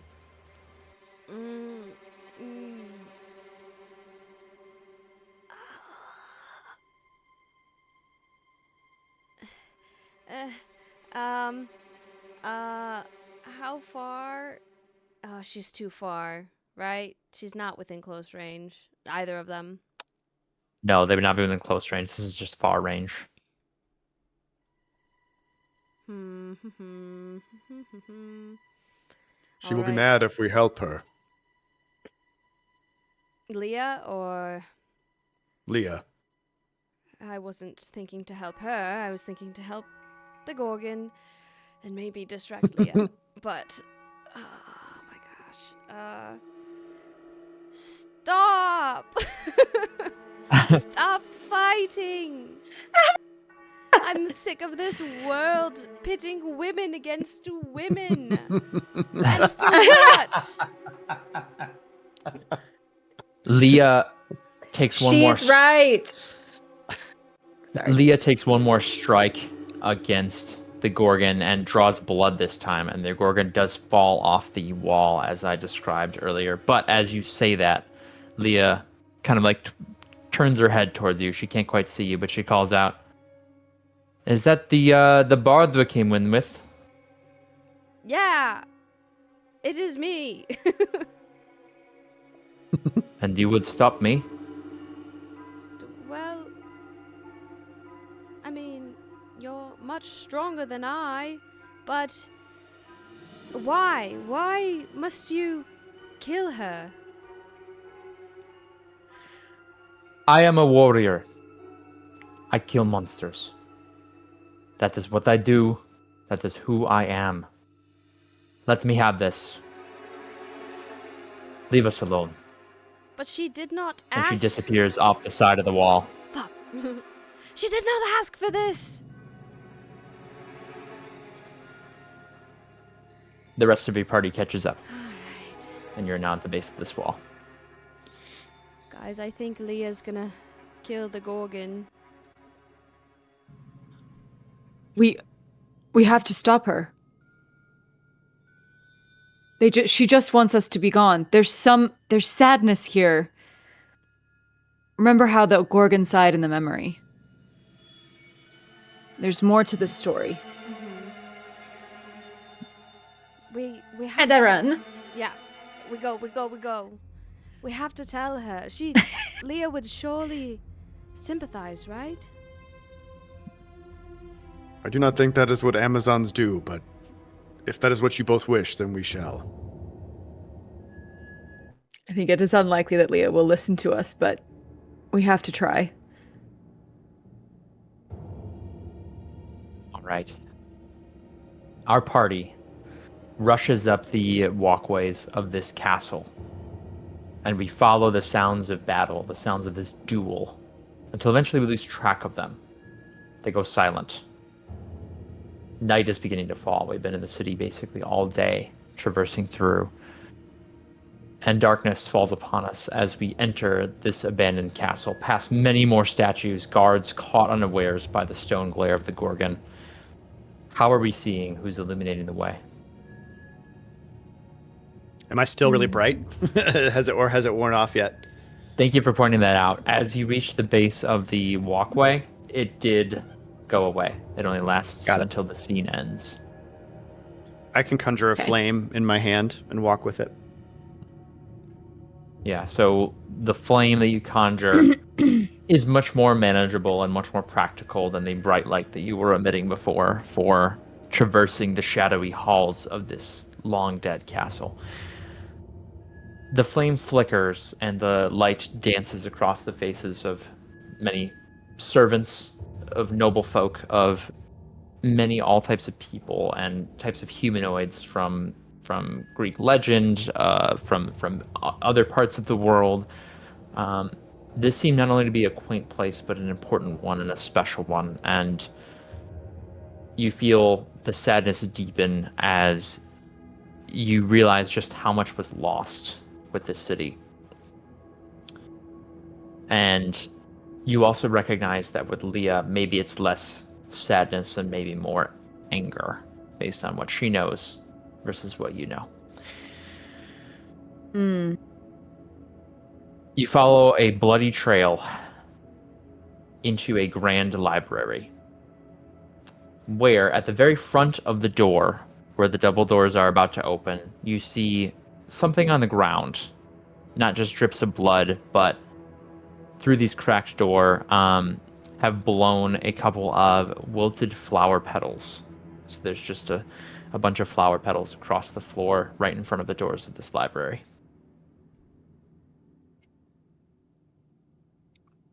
Can I tell what kind of flowers they are? You tell me. I think they are blue, and they are furiously Google's blue flowers names. Violets, maybe? Blue Greek flowers. Let's do that too, because they're different flowers from all over the world. They are blue, spring blooming Grecian wildflowers. Anemone blonda. I knew that the first try. Good job. Blue Should we shades. go in? It's like a nickname for them. So blue shades.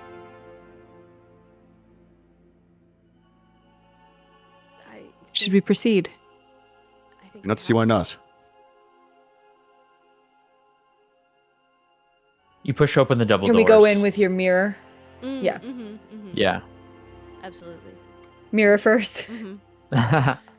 Leading with the mirror, walking backwards or kind of sideways.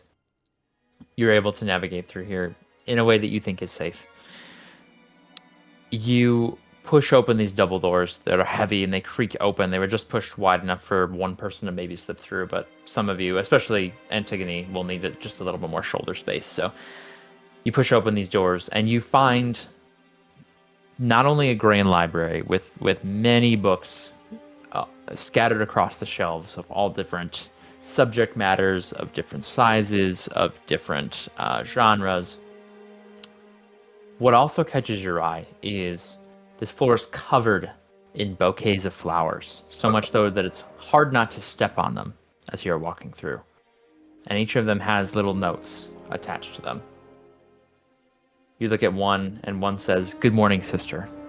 You look at another one that says, "I'm safe, sister." There's another one that says, "I'm sorry, sister." And there are many of them that say, "I love you." Oh. From the Gorgon to her sisters. From Medusa? Maybe. To Medusa, I would assume. To Medusa. Some sort of exchange. I don't know.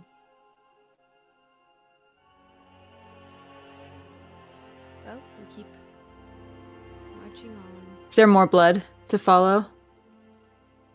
The blood trail seems to have been lost, and it especially would have been hard to keep track of with the chaos that is the floor of this library. It all blends in with the colors of the flowers and how they've all wilted and dried, and the colors of the bouquets are all different, like the wrapping around them. So it is quite difficult to track from this point forward. We are in this dark library, and we are without direction, it seems, right now. What do we look for?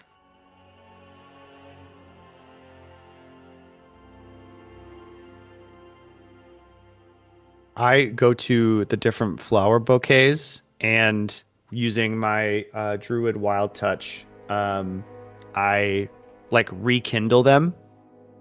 So like I kind of like bring them back to life depending on which ones they are. Like I either add more flowers to them or I bring will bring them back to life to some degree.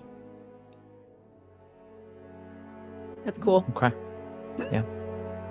You revitalize the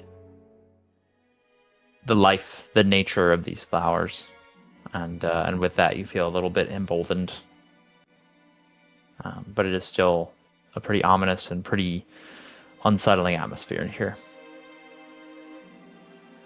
There's still some puzzle piece that's. Yep. What'd you say? Sorry. Do you think there's just one left? Just one Gorgon?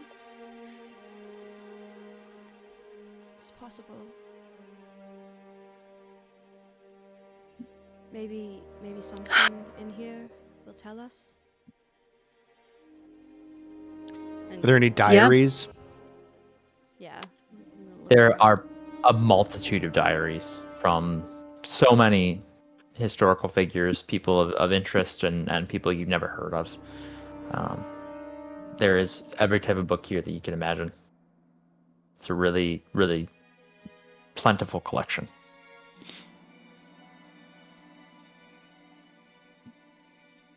Anything that looks like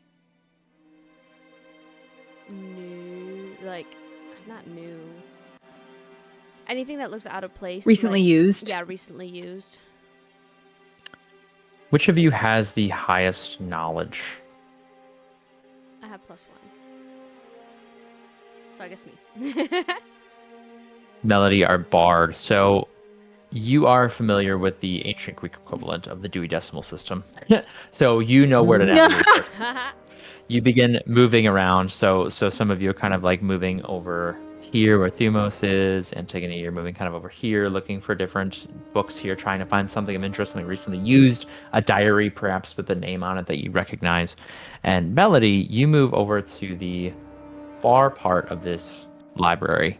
And as you round this corner, there are these bookshelves that are towering high. I'll actually move you over to this one, because as you round this corner here, you spot in that spot where I just had you, a Gorgon. Her back has turned to you. Her hand is reached up to grab a book. The flowers seem to be focused around this specific area of the library. They are gathered here, they're stacked on top of themselves, and they all spread outward from where she is frozen here because she has been turned to stone. Yeah. She was reaching up for a book, and it seems perhaps that looking through the bookshelf after grabbing her book, she saw something that perhaps turned her to stone.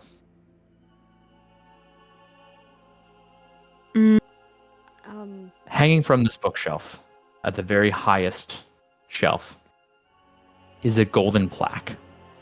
A wooden plaque with a gold face to it that has been engraved. And the text here reads, "In this grand library rests Steno, oldest and fiercest of the Gorgons, who wanted nothing more than justice and haven against hearts of stone. Remember her well."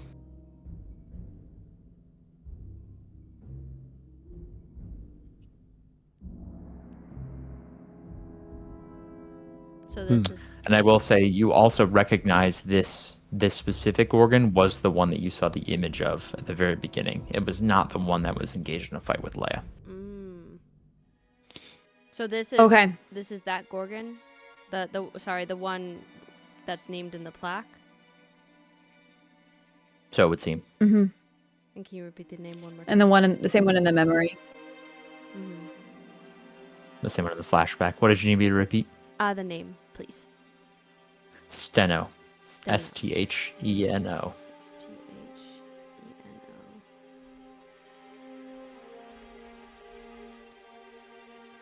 Did you find anything over there? Yeah. Guys, there's something over here you might want to see. And that, I call them over. I did not know this could happen to them. Yeah, I don't know what she saw. I want to look on the other side of the bookshelf and see if there's something on the other side of the bookshelf that she would have seen. You look through the gap in the bookshelf, and you see two glowing eyes looking back at you, as well as the tiny eyes of many snakes looking back at you, making full eye contact. I need you to roll the save for me. I thought she was dead. What? Can you please make an instinct reaction roll? Oh my goodness, instinct reaction. Reaction. Please be good. Look out! Oh no. It's a crit! Oh, it's a crit. It's a crit! It's a crit! It's a crit! I was very nervous. Ooh! Oh my gosh. You gaze upon the face of Uriah, the third Gorgon sister, and you do not even flinch. You have steeled yourself throughout this journey. You think back to things that are important to you. You think of Jin. You think of your party members. You think of your mission here. And though you feel the magical power overtake you, something within you, something within your heart is able to prevent whatever petrification affects the rest of the people here in the city, at least for a moment, as you gaze upon this Gorgon's face. As she looks down upon you and sees that the petrification effect does not work, she raises her bow and allowed the party into combat. Oh, shit. I would like to hide. I would like to duck behind this bookcase. Okay. We're just passing you through. You don't have to do this. Did you turn There- your sister to stone? There's no response to that. Not yet. Anything else our party does?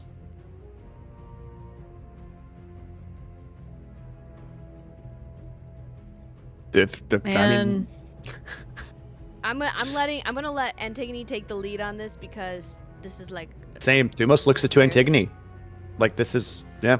this is you. Okay. I feel like I don't want to fight you. But I will if you... Okay, no. I'm gonna say that. I don't want to fight you. Can you please make a presence roll? I can't.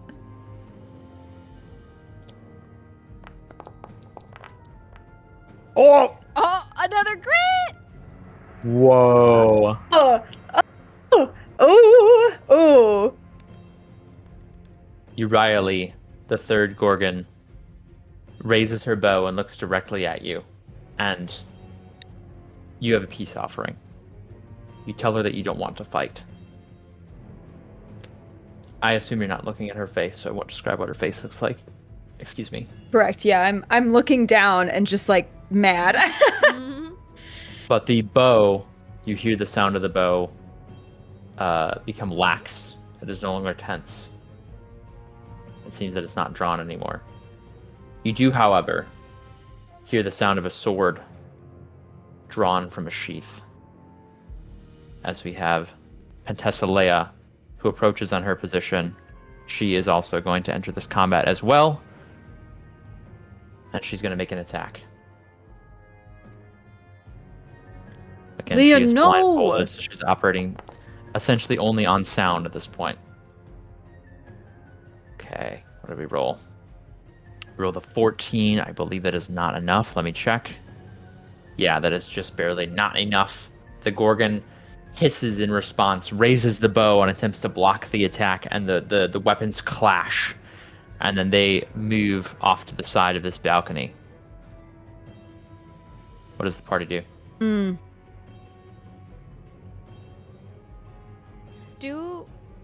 Quick question for how this will determine how Melody feels in all this. Do we know the story of the sisters? Were the sisters also mortal and then turned? If I don't know, then I don't know. But You don't know.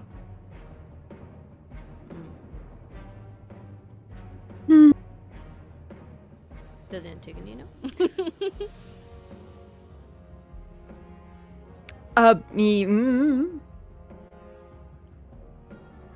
Travis, is that a no? I don't think so. I'm letting Hannah answer that question. Oh, okay. Okay. I think truly based off of just the urn, I would say yes. I think and based off of the fact that there's flowers everywhere, they say, "Sister, I love you. I'm sorry." Like there's clearly a love here and a yeah, I think I make that assumption of they were all three turned. And while there was one, Medusa who was at the forefront, her two sisters, maybe even in solidarity of like, we will not let you go through this alone, stood up with her and were also turned. And I think Antigone kind of makes that assumption. Yeah. Cool. And, What are we doing, Antigone? yeah.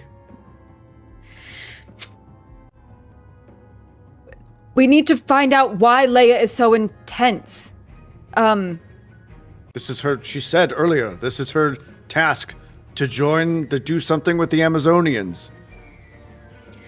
Yes, but there's anger behind it. Leia, why are you doing this? What did the city mean to you? You call that out to Leia, and Leia responds as they're grappling each other. She takes the Gorgon and rams her into the bookshelf that's off to the side. They're spilling the books onto the two of them. And she says, "If I don't do this, I am not Amazon. I have nothing." She didn't do anything to you, though. And I'm gonna run up and I'm gonna grapple her. Okay, that is Try to a grapple. balcony. It's like 15 feet up. Are you Okay. going around, or are you trying to jump up and I'm gonna try and place yourself jump. up? Okay, yeah, cool. I'm gonna Make try an and jump. agility check. You got this. Okay, Big jump. big Just jump. crit again. Yeah, just crit again. It's just great. Yes. I'm gonna use an experience for I could use a horse right now. Yeah. Kind of a stretch, but I'll. Of like, I know it is kind of a stretch. Maybe fight me right now towards Leah of like fight me. That's the kind of sentiment of it. Fight me, not her. So I'll do that. And a reroll. And we roll. Okay, but with fear. Okay. So with that, you do manage to get within melee range of Leah. Please place yourself where you want to be because this is a success. Okay. But it is a success with fear. As you jump up, what do you do? Like, do you grapple Leah, or what are you intending? Yeah, I think I'm literally like intending to kind of form tackle her because I also don't want to look at the Gorgon. So I'm just like going for the midsection. Okay, you grab Leah and you tackle her into the bookshelf as well, kind of like pinning her to the wall. And as you do that, play is going to return to the DM here as the Gorgon is going to take advantage of the opportunity and move away anywhere within close range. And as she does that, she draws an arrow and she says, "I'm not like her. I don't want to kill anyone, but I will if I have to." And she's going to take a shot. I'm going to use at you. I mean, no. I'm going to use an experience here. Wait, why was she freaking out? Why is she shooting at you? You're helping. She only rolled a 13. What happens with That that arrow? misses. Oh, I think it her heart's not in it, right? Like she's like, I don't know if this is the right thing to do. And so it kind of, as I'm form tackling, it goes right over my neck. And it would have been a neck shot, but it goes right over me. As you question, I heard you, Melody, say, like, why is she attacking you? Is that, like, verbal, or is that just Alyssa asking? Yeah, it'd be verbal. She says, just leave me and the warrior. Get out of here. And she is going to attack again, because she can do that. Okay. And I will once again use an experience, because she is desperate here. There's a 22 to hit Antigone. Yeah. Oh no. Okay. Yeah. All right. Antigone, you are at 26 damage. Oof. Magic damage. Oh, cool. So that matters for you. Okay. Yes. Reduce the incoming magic damage by your armor score before applying it to your damage threshold. My armor score is 4, so that's 20. Remind me, what did you roll? It was 26. 6 damage.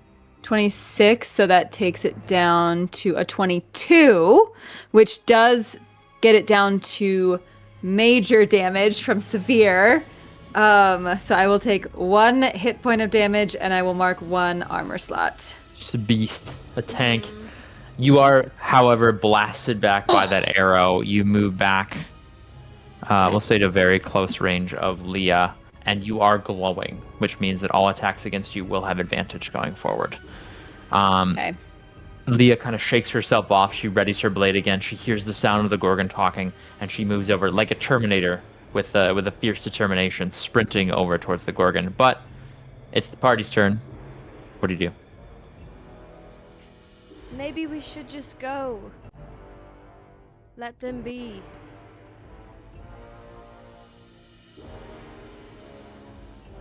But this is not justice. Thumos, what do you think? This is not Thumos's fight. This is not his battle. You are the Amazonian. You have Medusa on your chest.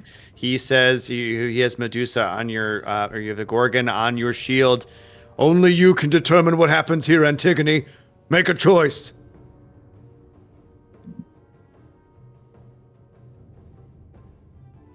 And she, hearing that, will run up and take an attack against Leia.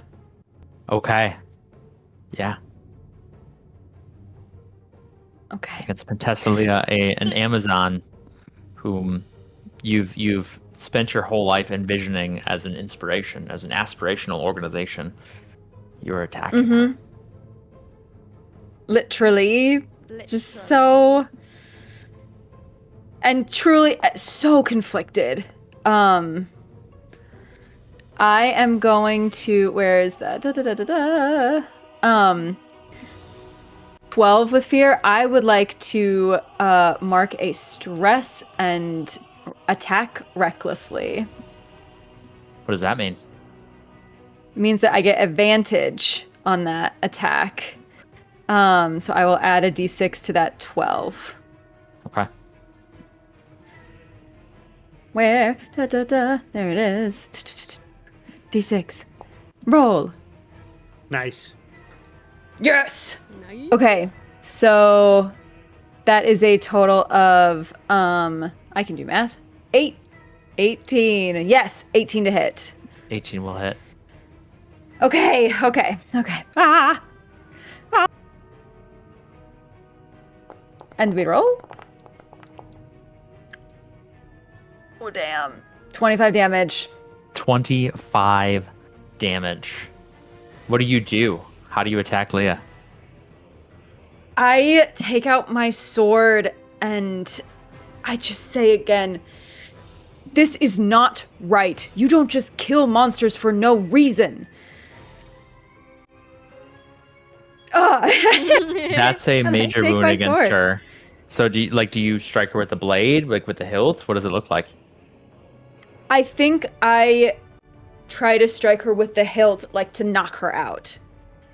Okay, Oh. you strike this Yeah. this young aspiring Amazonian across the face with the hilt of your weapon. And as you strike her, you roll with fear. She spits blood onto the floor. She looks back at you, and her blindfold has fallen off at this point. She looks you dead in the eye to say this. And she says, "You are warrior, are you not? Fight." And you recall someone else saying that to you.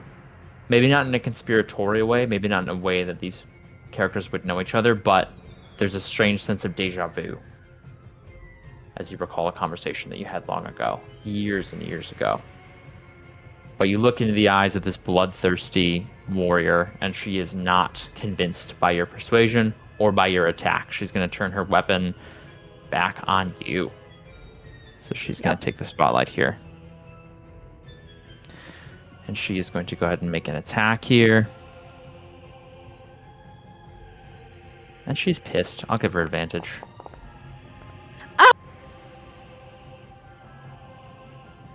Nice. Okay. Let's roll some damage. Gosh. Okay, that's not that bad. 29.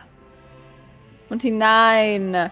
Okay, I will use my ability Get Back Up. When you take severe damage, you can mark a stress to reduce the severity by 1 threshold. Awesome. So I will mark a stress, mark an armor slot, and mark 1 hit point. In this library that is lit. Oh no, she had advantage not just from being pissed, but from you glowing as well. So, but Sure. I would have given it to her anyway, because sometimes you get so mad that it works out.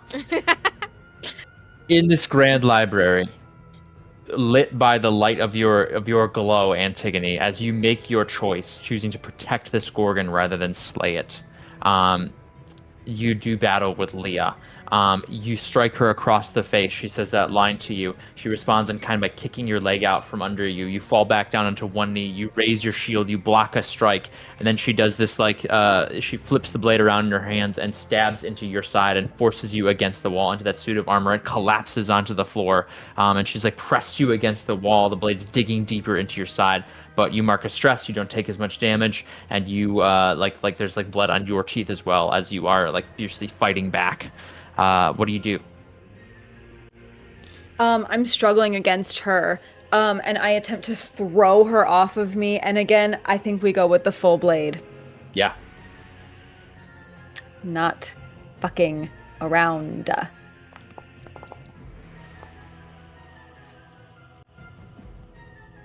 $16 with hope. 16 does succeed. Okay.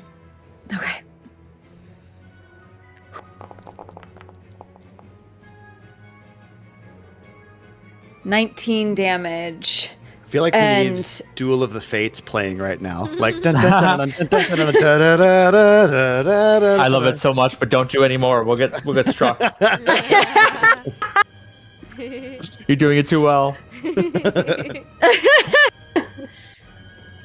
Please. And now Antigone. because she's attempting to kill me, I slash back at her, and I think I say, "You are the monster."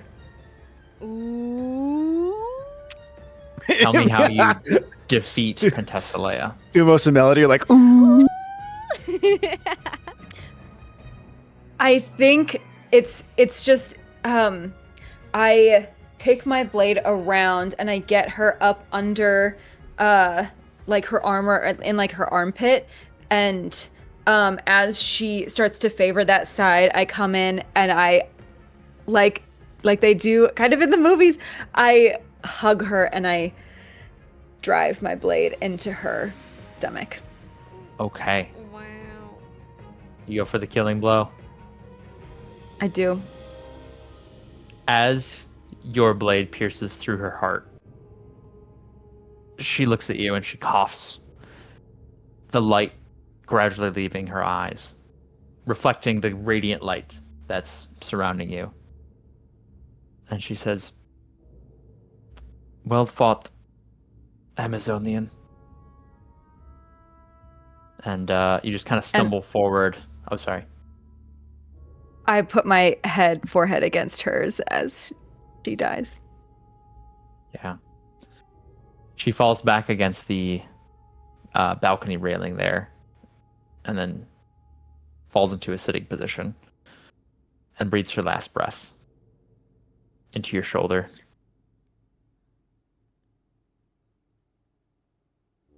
And I stand, and I face away from the Gorgon, and towards my party, and I say,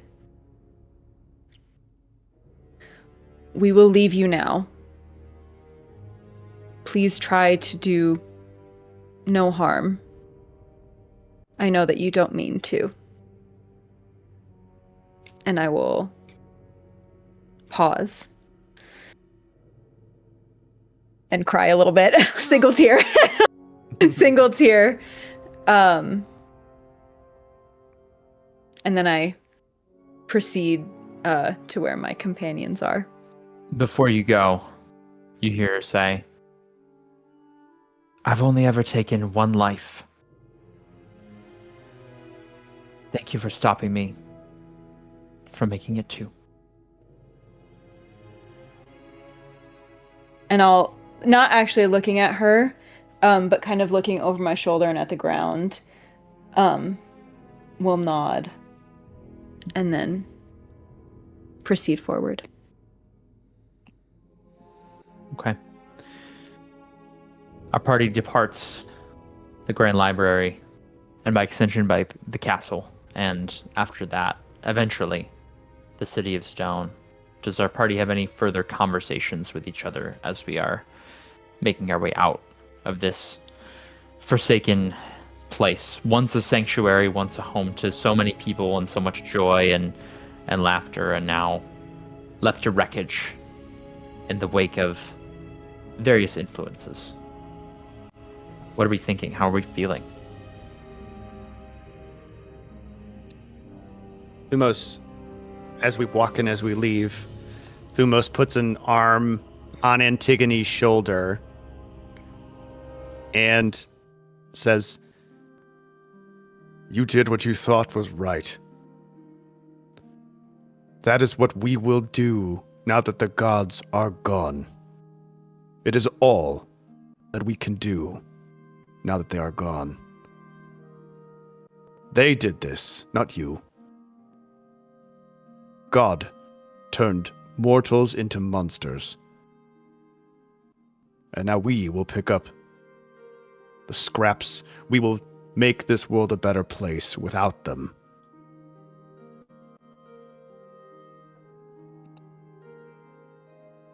Antigone, straightens a little bit and nods.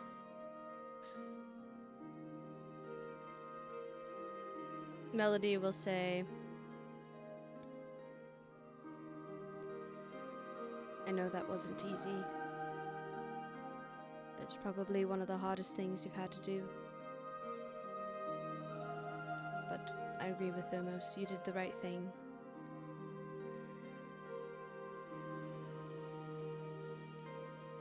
She, meaning Euryale, had already paid for the wrongdoings of a man once. She shouldn't have to do it again."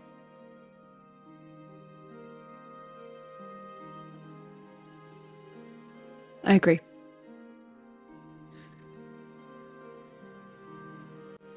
Do you want To the hug? flame. Yes, please. Yes, I would like a hug. I would like a hug. Melody will hug Antigone. Amazing. Yeah, and Antigone just hugs so tight. I think also tries to get Thumos in on the hug if he will join the hug. He kind of just stands there and doesn't actually hug you, but lets you hug him, kind of a deal. He doesn't leave, but Yes. he also does not actually hug you. Mm-hmm. Great. We will take it.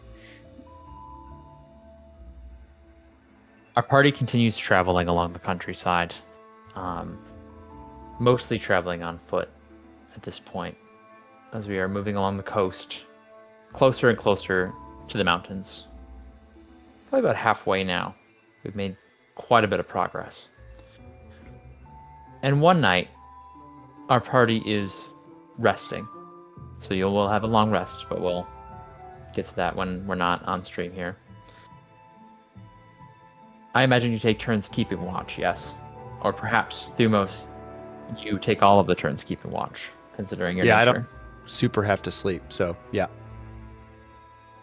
Well, as someone who doesn't super have to sleep, you are able to stay up and you watch out for your party members. And one evening, when you are resting, someone approaches your camp. Someone who walks up, hands in the air, to show that they are approaching peacefully.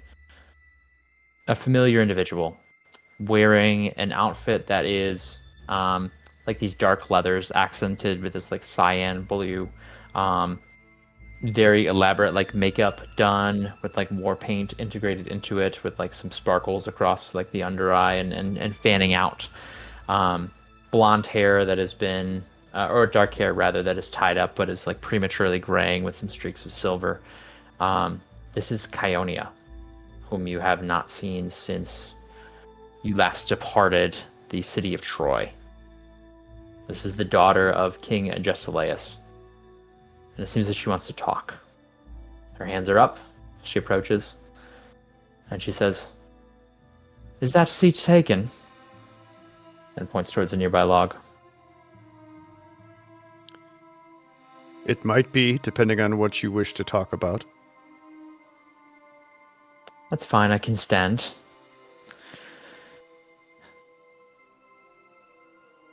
I think it would be an understatement to call it a fool's errand to try to convince you to stop. Stop this journey. Turn around, return to whatever peace you might be able to find, and live out what remains of your existence in whatever happiness you can muster. Like everyone else in our country.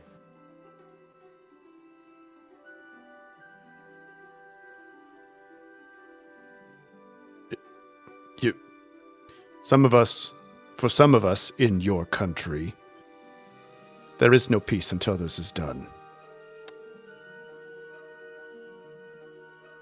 Is it truly that terrible? I mean, you must be some form of immortal, yes? I mean, what more is there to gain? I'm sure you could forge a life for yourself that far surpasses that which the average layman might have back home. You could be a legend, you could be a god. He scoffs at that. I would rather live one more day as a mortal human than 1,000 lifetimes cursed as I am.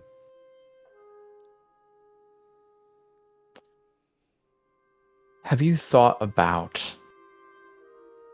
the consequences of unleashing Prometheus onto the world again? He has been tormented for generation after generation after generation. Do you not think that he would carry some darkness in his heart? Do you not think that this Titan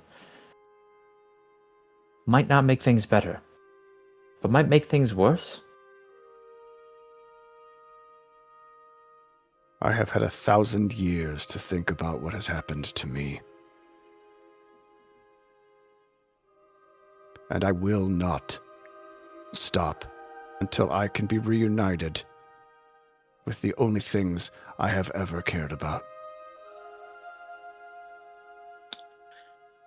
And what about what the rest of us care about? What about my father? What about my mother? I'm trying to stop you, not because I have any personal stake in it. I'm trying to do it for those around me, for those I love. I'm doing this to honor the legacy of my mother, an Olympian who made the choice to lock that Titan away. because she knew how powerful and how dangerous he was, because she knew that anarchy and chaos are not freedom and justice. I'm doing this to secure the stability of the kingdom of my father. There were warring factions. Everything was splitting, everything was collapsing. And yes, the conditions are not perfect for those beneath him, but he's trying to make things better. He wouldn't have been able to do that if he had not taken all of the choices that he had made, all of the steps that he had taken to try to make this world a bit better for this godforsaken population, for these godforsaken mortals. I made a vow to my family that I would help them in their mission. This is for my family. And what do you know of family? You speak of justice. You speak of peace.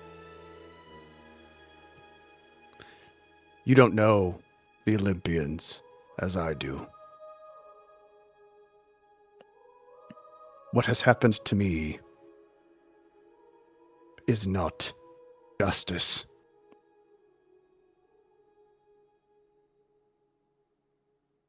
I was punished for existing. I was punished for nothing, for the whims and the laughs of gods.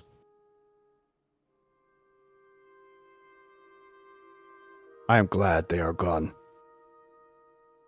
And what I do now is everything that I can to change my fate, because it is in my hands, not theirs.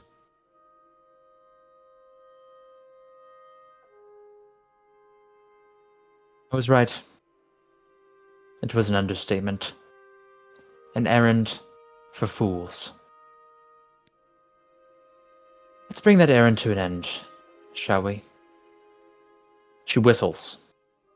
And as the party stirs awake, the whistle seems to be a signal, as from the shadows step out several heavily armored Spartan guards, surrounding the party's encampment and preparing to attack. And that is where we will conclude Chapter 4 of the Flamekeepers. Oh my God, Ryan! Oh, Jesus wow. Christ! You'll see it if you watch it back. I was trying so hard not to smile because I was so overjoyed at how awesome you are. Oh my God! I was like, this is so sick. He's doing so good, but I need to Yeah. be serious here. Holy! Mhm. Wow! I legit had a moment like after I got done with my fight, and then we transitioned to this one where I was like, "But when is Melody gonna get to do her horny bard stuff?" I don't think it's gonna happen. We're just like banging in the tent next door. it was not. Yeah. Yeah, you two are. I'm just ignoring what's happening in the tent. No. My Oh, God. great These work, assholes everybody. I'm with. That was so good. Wow. Oh, sick Oh, session. That was wow. amazing. I love my cast. I love the story we have here. Like, I believe in you guys. I think you're so awesome. I'm proud of you. Wow. This Proud is of so you. good. Proud of you. Thank you for giving us this story. Proud of you. Thank you. Yes. Thank you. Yes. Agreed. Thank you. Thank you for giving us these opportunities to succeed. Mm-hmm. These opportunities for Ryan to make us cry. Oh, I was on the edge, man. Oh, woof. and Antigone, What amazing a wild work. time. I love that. I love how you guys stepped Hell back yes. and were respectful. Hell and yes. Antigone got her moment. Like, that was Oh. so cool. I did Oh. not expect you to go for the death blow. That's going to have some ramifications that I'm excited about. I know, but she's a warrior. There's a threat. Like that's her training. Cool. Yeah. Cool. Oh, This is- Fadufa. yeah. Phil says this Surprising me is in ways that I wild. was our best episode exactly so hoping far. for. Thank Hell you, yeah. Phil. Thank you for watching. Yeah. Wow. Ugh, Thank you to everyone amazing. who took a moment out of every day to tune in. We really Mhm. appreciate you, and glad to have you along for the ride. I think it'll probably be like 3 to 4 more sessions to complete this story. But super exciting stuff, and I'm so thrilled to see where it's gonna go. Same. Me too. Yeah, so next week we will be doing our Midwest Goodbye stream, which is just our talk back stream. We'll be talking about the show. We'll just be hanging out. So we hope you're able to join us for that. That would be so fun because you can put questions in the chat and then we answer them. All of them, no matter what. Probably. Exactly. We stay here and we answer every single question until it's done. Stream can't stop until we answer every single question. And that's why it's called Midwest Goodbye. And the first one we intended to be like an hour long. I think it ended up being close to 2. So in true Midwest Goodbye fashion. And that was with one episode having happened. Or no, was it 2? I think it was 2. Was it 2 episodes? 2. Okay, so then again, it will be another 2 episodes because we haven't had one since our last game. So right. Come watch, come chat. Yes. Come chat, come hang out. Yeah, oh my gosh, hope you enjoyed this episode as much as we did. There's so much to process. Yeah, oh my goodness. Oh my goodness. All right, well, anybody have anything final to say before we say goodbye? Love y'all. Nope. Yeah, I think just love. It's all love, baby. Love. And don't pay for men's mistakes, or not mistakes. Is it quest day yet? Is it quest day? Is it quest day? We'll get some sort of tagline here at some point. Is it quest day yet? Is it quest day? Yeah. Ooh. All right. Have a good Something to think about. night. Bye. Bye.